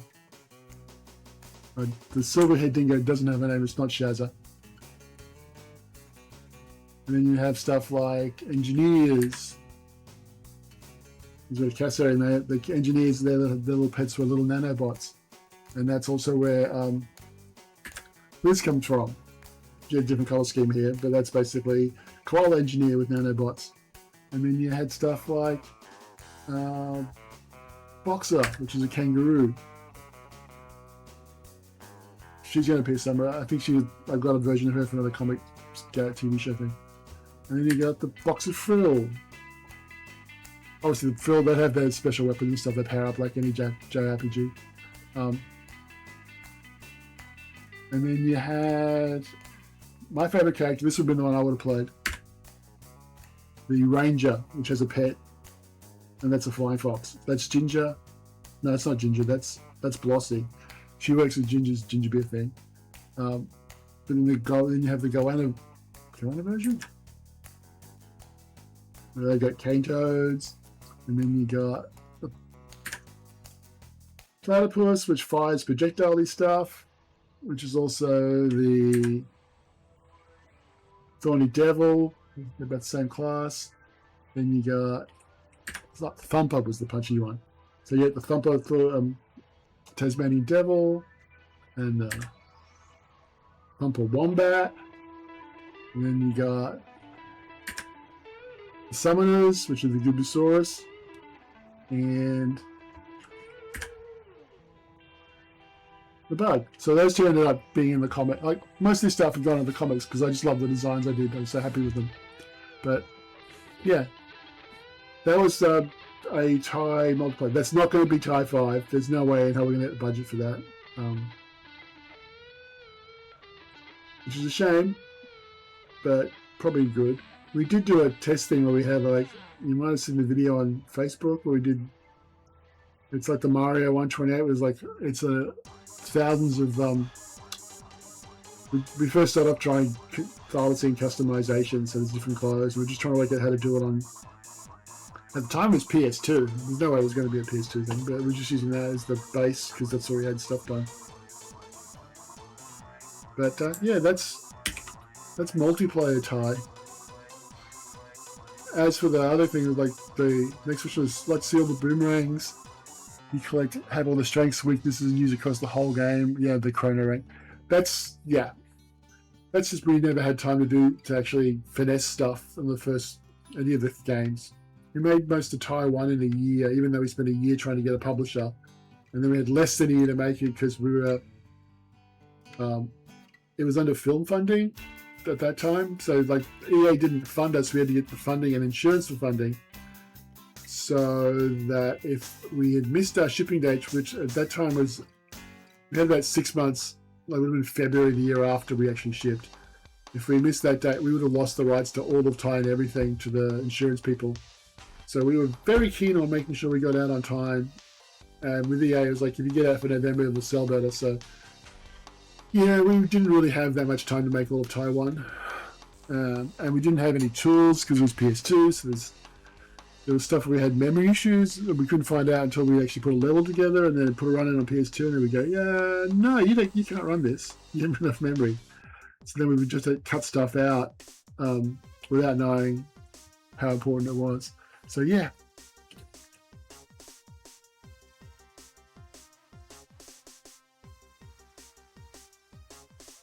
Someone wants, I don't think I've read that. Someone threw it on the websites once said it'd be cool if you had upgradable ranks similar to the TY 3 system, but each rank has a level slot.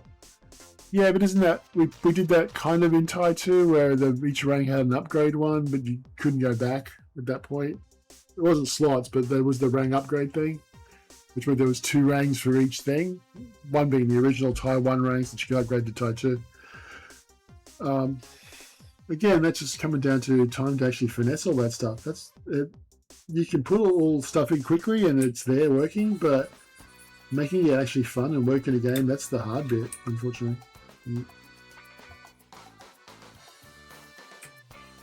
I say that because I'm the one who always used to get the crap for trying to put stuff in.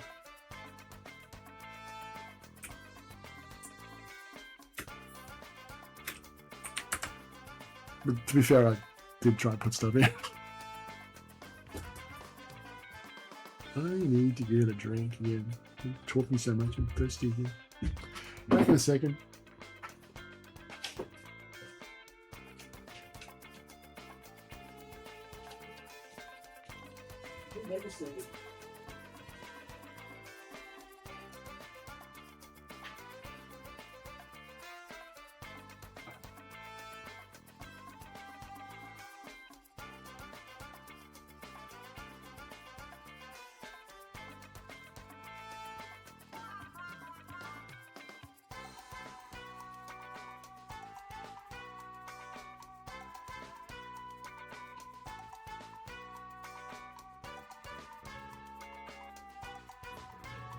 Okay, I'm going to keep going until 12, I think. It's another 45 minutes.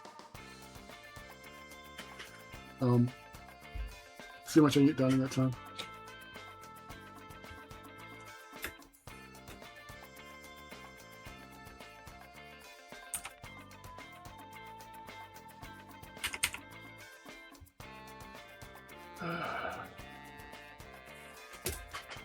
Good, but and I can wrap the window again because the top of the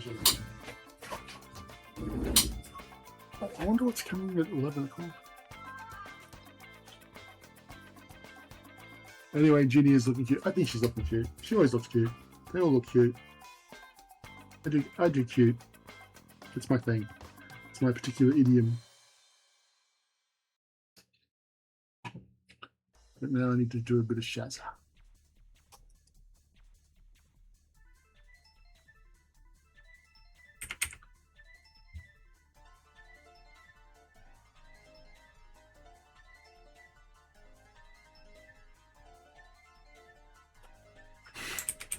I love how you make things look really weird so easily.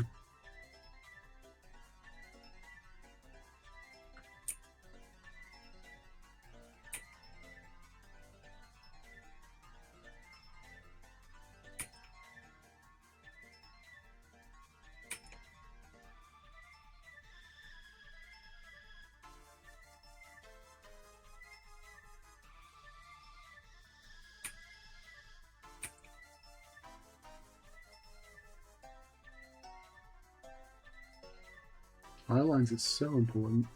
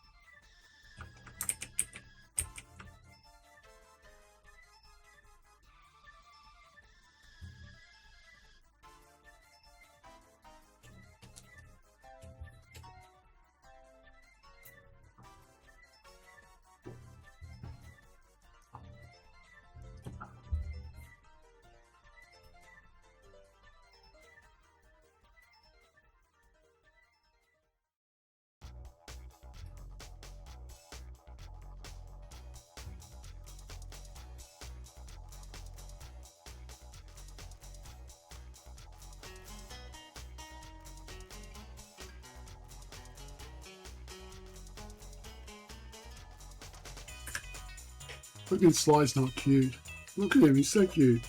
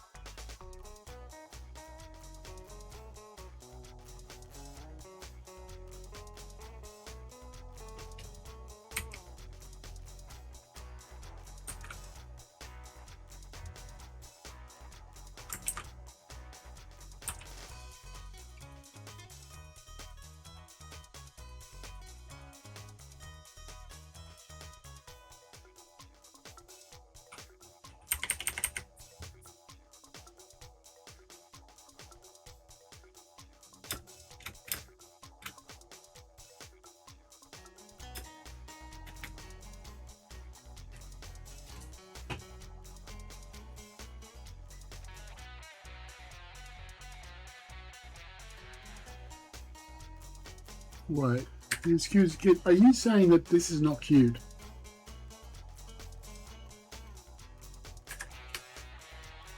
Is this not cute to you?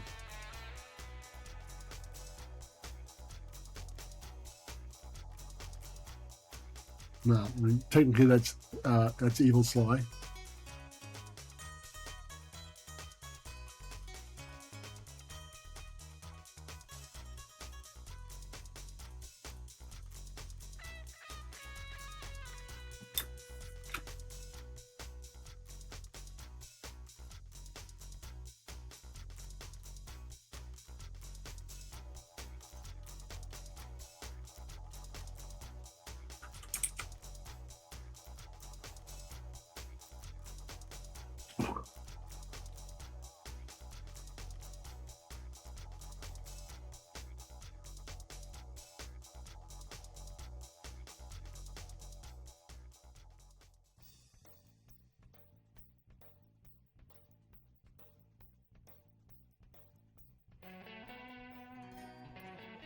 I don't need to colour this in, but I'm going to do it anyway because it's relaxing.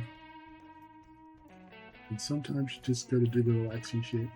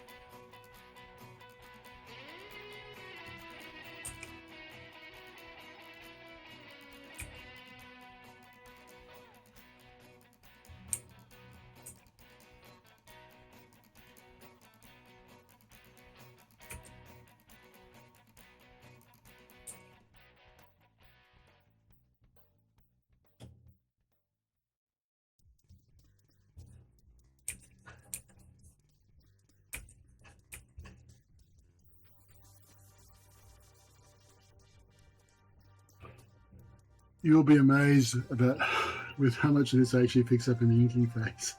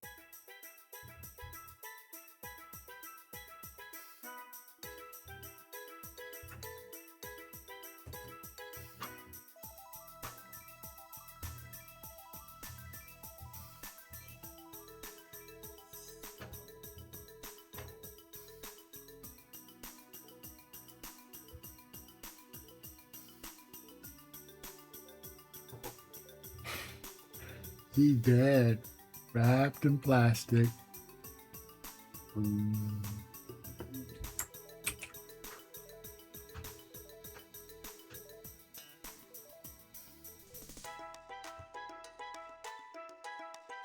That should be. I'm drawing this and I'm like getting worried about making it all perfectly accurate, and I realize I should just be drawing it silly cartoony style.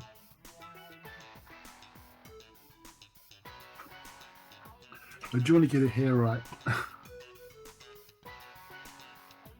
I feel that's important.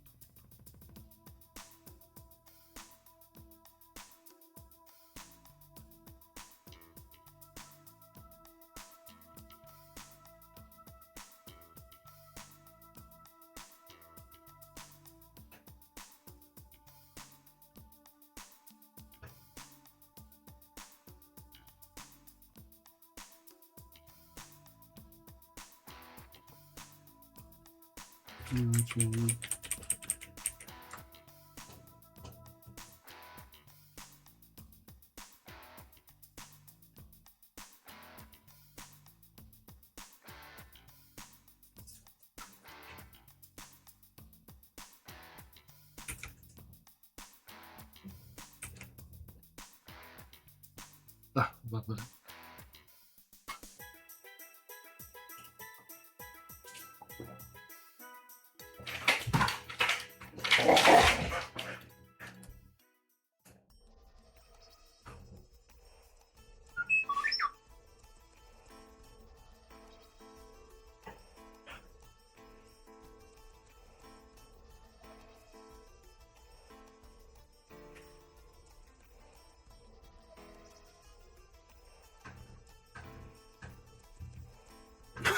For the look of it, or at least he seemed done with it.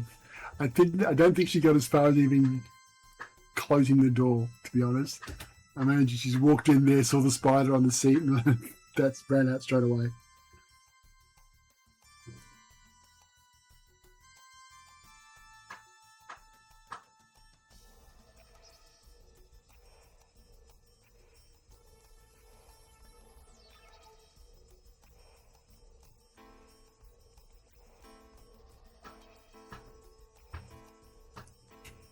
I'm going to see what just came. What just arrived. Give me a second. Yeah, I'm check it. Oh.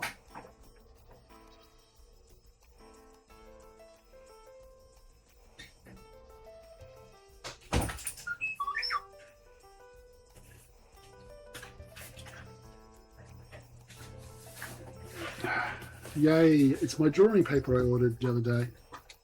It was supposed to come yesterday.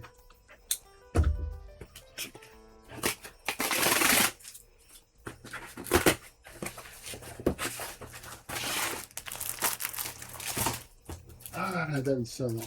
I normally always work digitally now, all digitally, but I wanted to get some paper just to do some stuff on paper for fun because I miss it.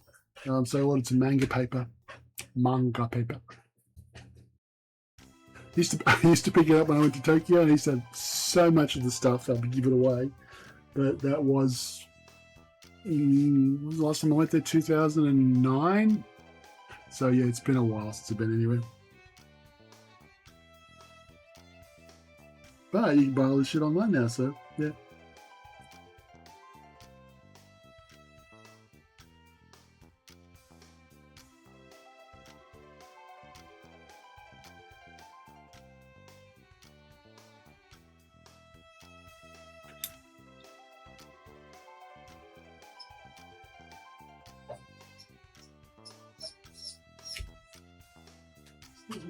More biscuit. Biscuit, Mickey. Yeah? No, it's not too big for one. It's your biscuit.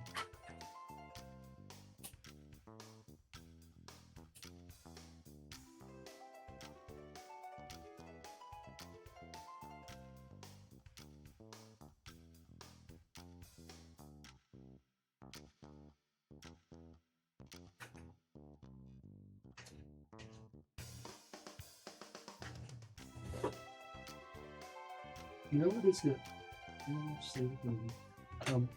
My dog Mickey is sitting here. You can hear him, right? Yeah.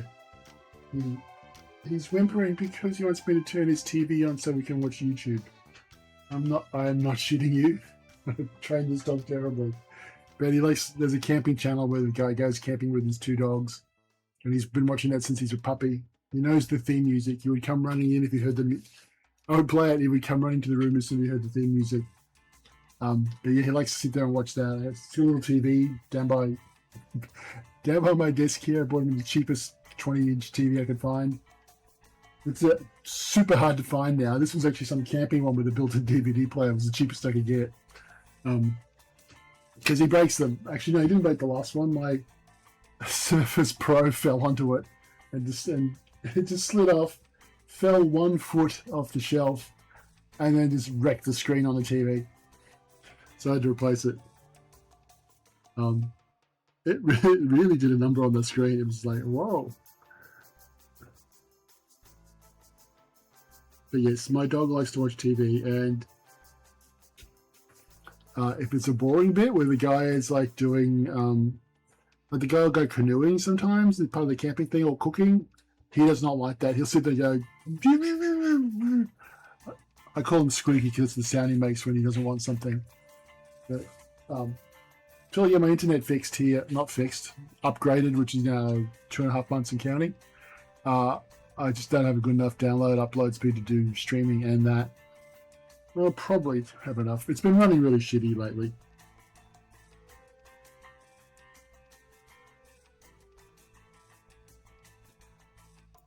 Apparently, no, because they're not real dogs. He loves watching real dogs. It's a really sad story too. The guy, after Skippy passed away about 6 years ago now, almost 7 years ago, he was my Choc Merle border collie, named after the characters from Blake Kid. Lovely dog. He was like the Chrome mascot for a while. He would, I would take him as a pup. I'd take him into work, and he'd go visit everyone and say hello. But when he passed away, I was watching this guy's camping stuff. Because he had a collie and he had a Aussie Shepherd, and he would just go out and for the couple of months after Skippy passed away, I was like, it was just comforting to see that. And then I found this little shit online. I was looking around for other puppies. It's like, I don't want another border collie. There's this one black and white one. It's like, why do I keep going back to that? It's like, okay, I'll go down and have a look at him. So I took my mum and dad down. They wanted to come along, so I went down to see him. He's like an hour's drive away. And I got there, and there was the whole litter of puppies. And this is about 3 months after, 4 months? August, September, October, November. About 3 months after the other dog passed away. And I tell you, if you lose a dog and you get a chance to go play with a litter of puppies, it'll heal your soul so much that it's amazing. Anyway, there was 2 puppies left. It was him and her brother. The cooler looking smart puppies in the litter, they were all gone.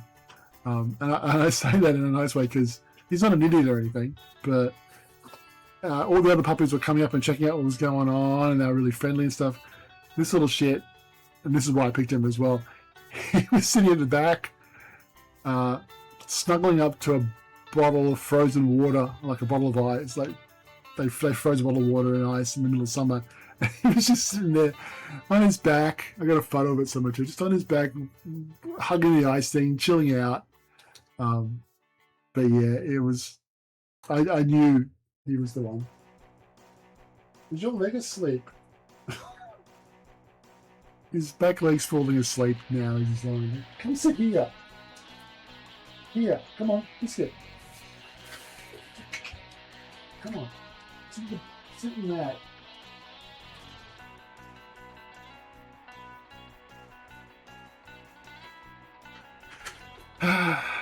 Yeah, he's 6.5. He's getting old now.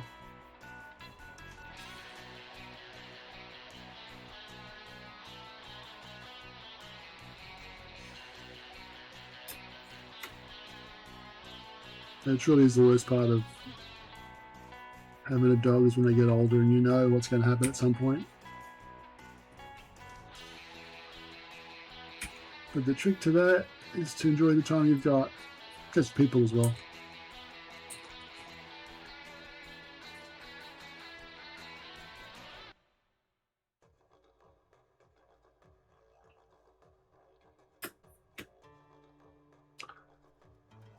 Sorry you lost your pup too. It was always hard.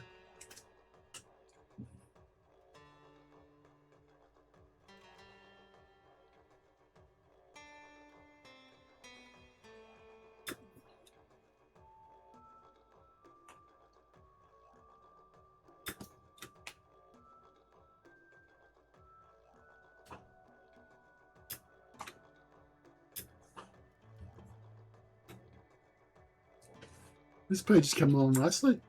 Actually better than the last page. That's a shit page compared to this new one. Needs more work, but I'll fix up in the inks. Right, 11:36. I got 20 minutes. How much of this bottom panel do you think I can get done? Should we Shazza or Ginny it? I think you get one more character today. Let's try Ginny. Because I'm sure I'm going to have to redo her next week. When I go back to this and go, nah, this is shit.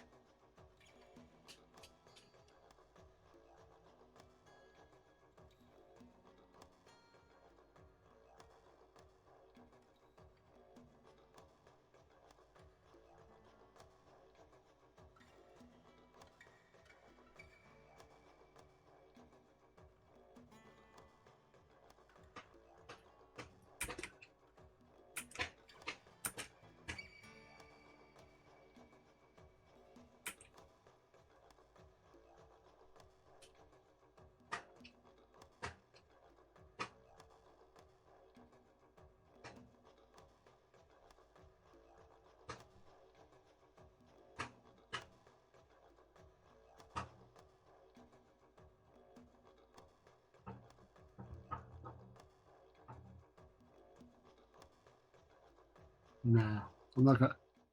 No, I can't. No, I can't see myself getting both all 3 done.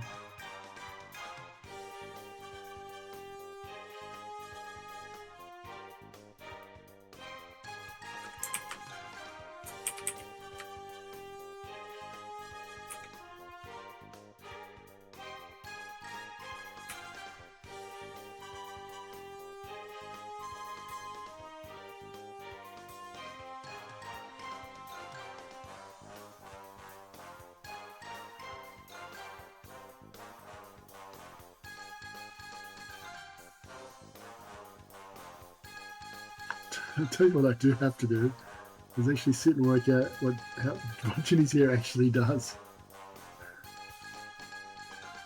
Because I honestly haven't worked it out fully yet. But that's okay. I know how to fake this shit.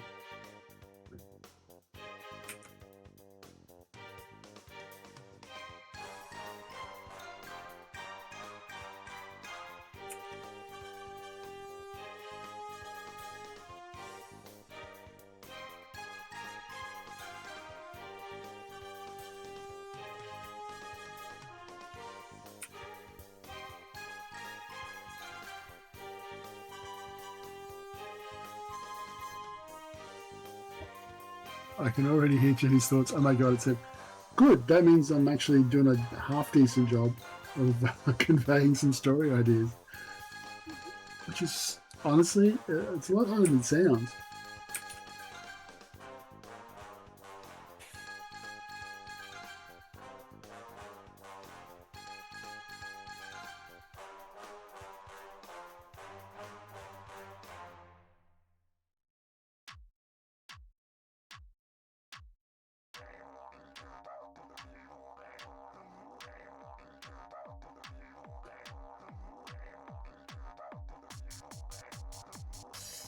But I will say, outside of me not knowing how to draw it properly yet, which is the thing you pick up by drawing them more often, is she is fun to draw, so that's a start.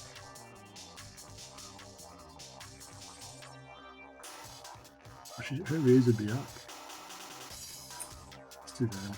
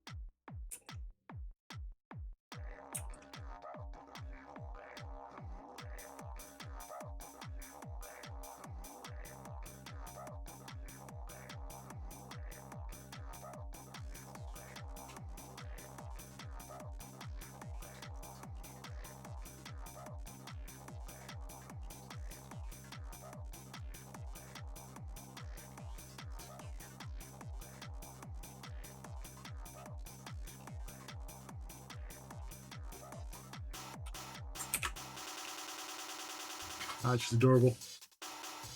I'm a genius. I admit it.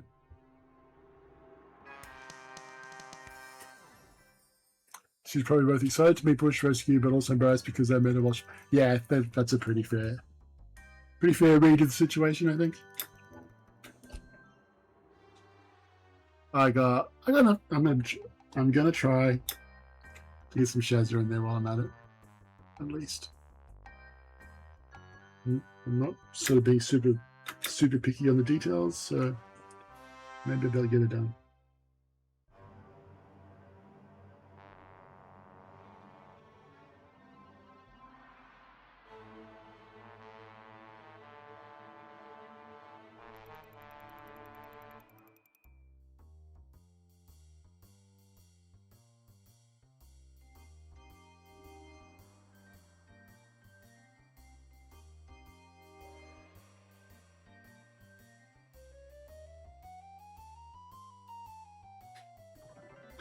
Just trying out a weird expression on Shazza, see if it works.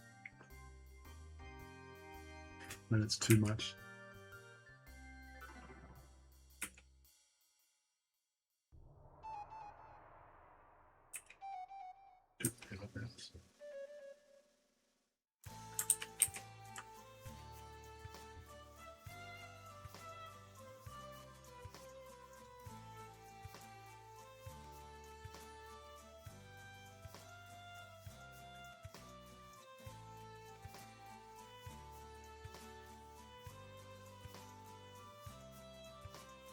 It's like writing advice. Even if first draft sucks, at least you have something. Exactly.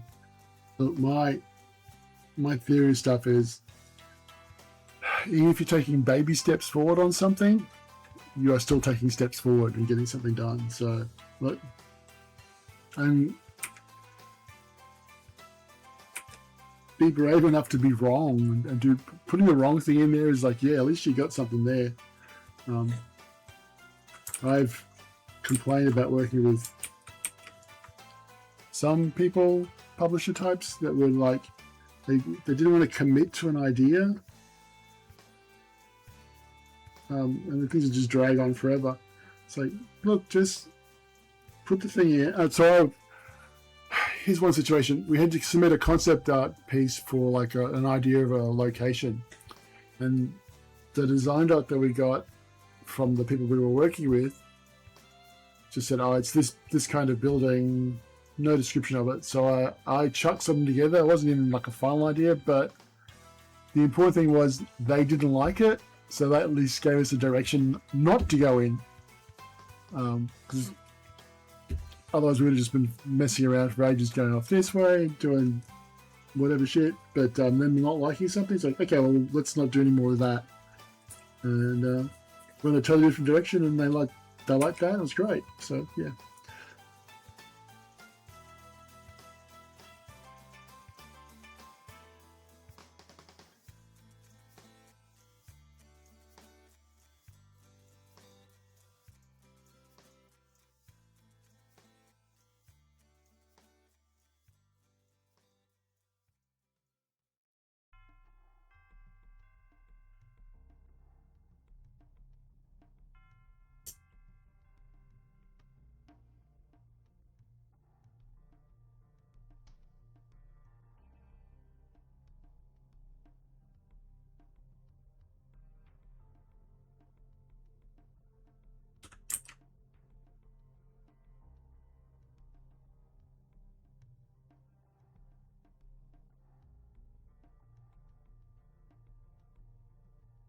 Yeah, isn't that the point though? Doing new stuff and seeing things you don't see anywhere else normally.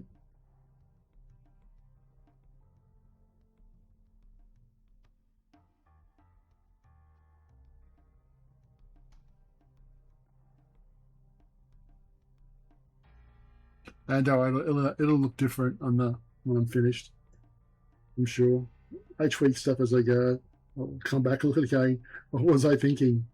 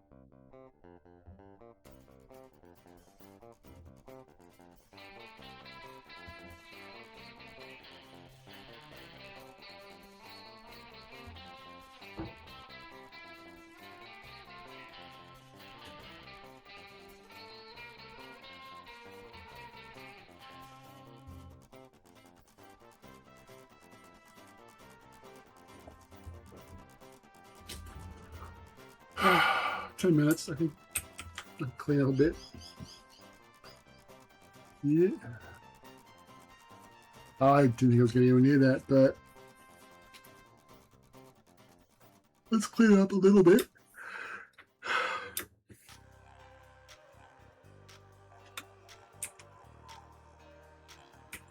Now I can get some lunch.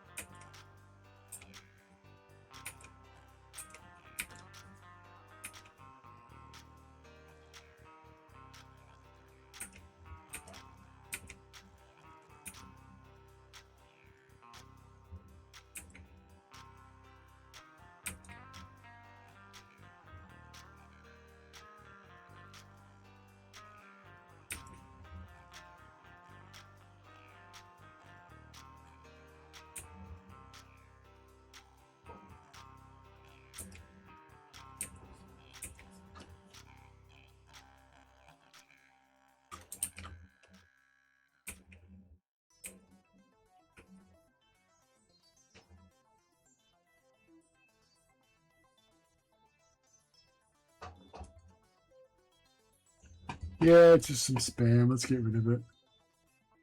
In this message, no, get rid of it. Go to reply. How do I get rid of this? I didn't see you last time.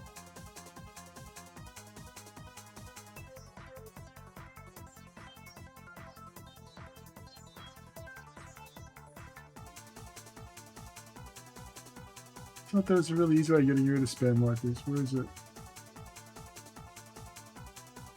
Oh wait, was it in the... No, can't do it there. Chat. Did it right? Pop in that chat? Oh look, I moved that over there. Cool. Don't want to do that. Chat settings. Turn on shield mode. I don't know what the hell that does.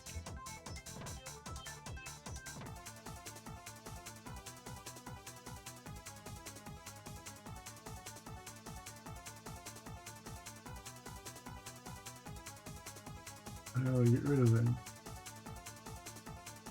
I'm gonna block them.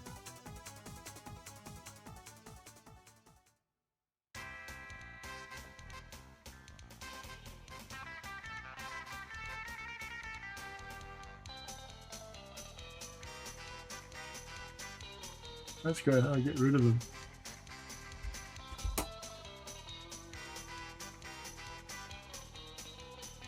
Mod actions.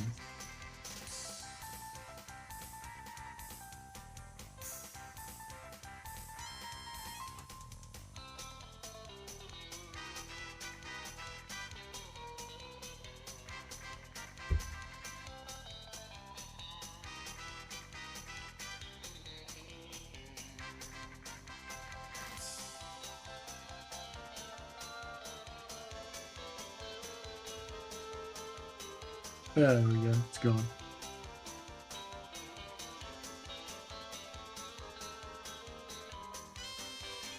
It's kind of hidden away, but it worked. Oh, pop up my thing. Close pop out.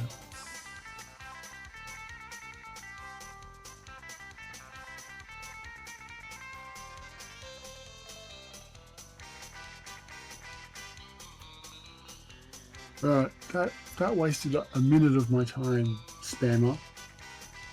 Yes, that's not welcome. It's a minute later, I'm gonna have my lunch. Which I don't even know what I'm gonna have for lunch yet.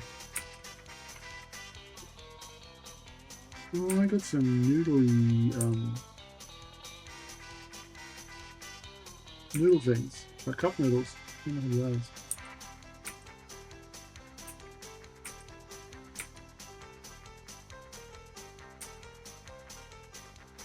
Yeah, I got this cool Japanese supermarket down the road where I could do my grocery shopping.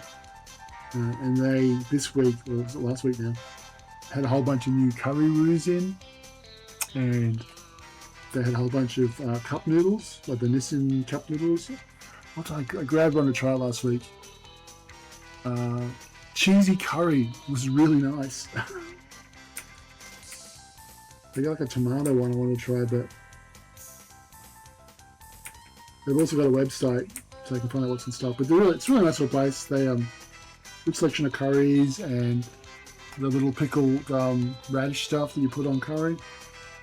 They have fresh ones they make there, or I guess they the little packets of it. And they make onigiri every other day, I think. There's a little group come in and they do all the fresh onigiri. So I bring it up because when I was a kid, or when I was a teenager, like in the 80s, there was exactly one Japanese takeaway in the middle of downtown, and there was a Japanese restaurant, I think. That was it in the mid-80s. No, early 90s. Now, it's great. Now, where I grew up, it's got a huge Asian, well, it's generally it's about 5 kilometers away. It was like a shopping center thing that opened up in the 70s. But now there are like 3 shopping centers, and it's got like the best selection of Asian food pretty much anywhere in Brisbane. Oh, the other places are good, but it's just like, where was this when I was a kid?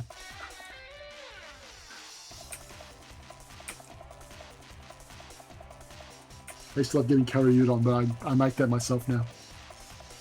Just sort of something funny. If Ty and company saw a critter dingo, no, there are no critter dingoes. That's the weird thing. There are some weird critter animals, sort of, but there aren't any critter.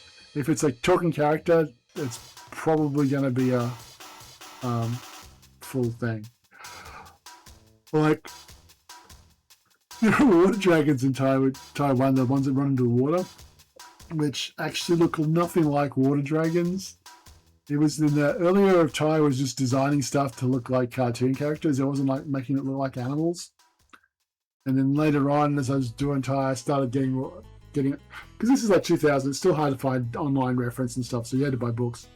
But yeah, as early stuff is like they don't look anything like it. Like the lizards just look like some cartoon thing.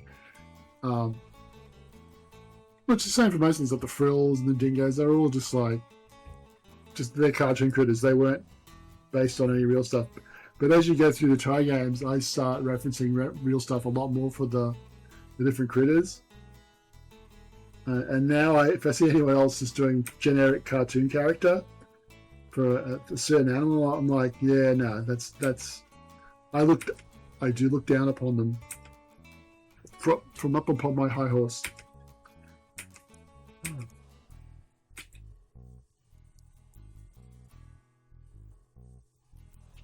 3 minutes. Are we going to get it done in 3 minutes? Maybe we will. Who knows? I'm pretty fast.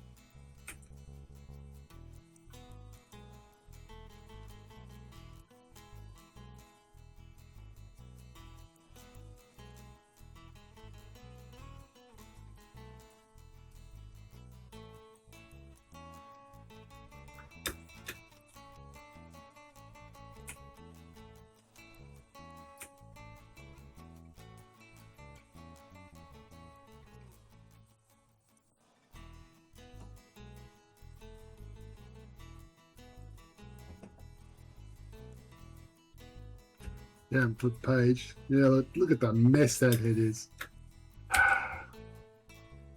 Luckily, I can fix that.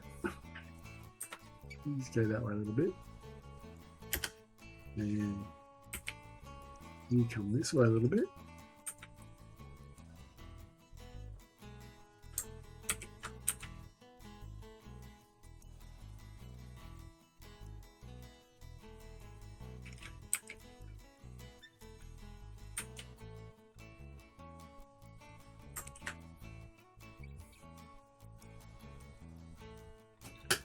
I think I'm done for the day. That's pretty good amount of work done, I think. Few hours, bit of chatting. I know I'm looking at stuff. I'm going to come back to next week and change stuff, but anyway.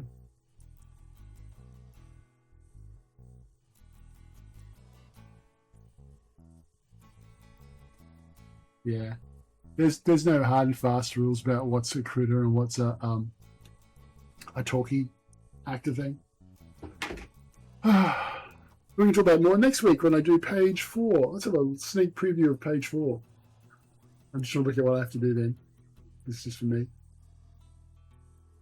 We are at the halfway mark of penciling, which is nice. And page 4 is, oh, you'll love this one, people. Here we go. This is the problem when you lay out the way I lay out. I just don't know what's going on here. Luckily, I wrote a script as well. Oh, so Ty responds to something that Ginny says.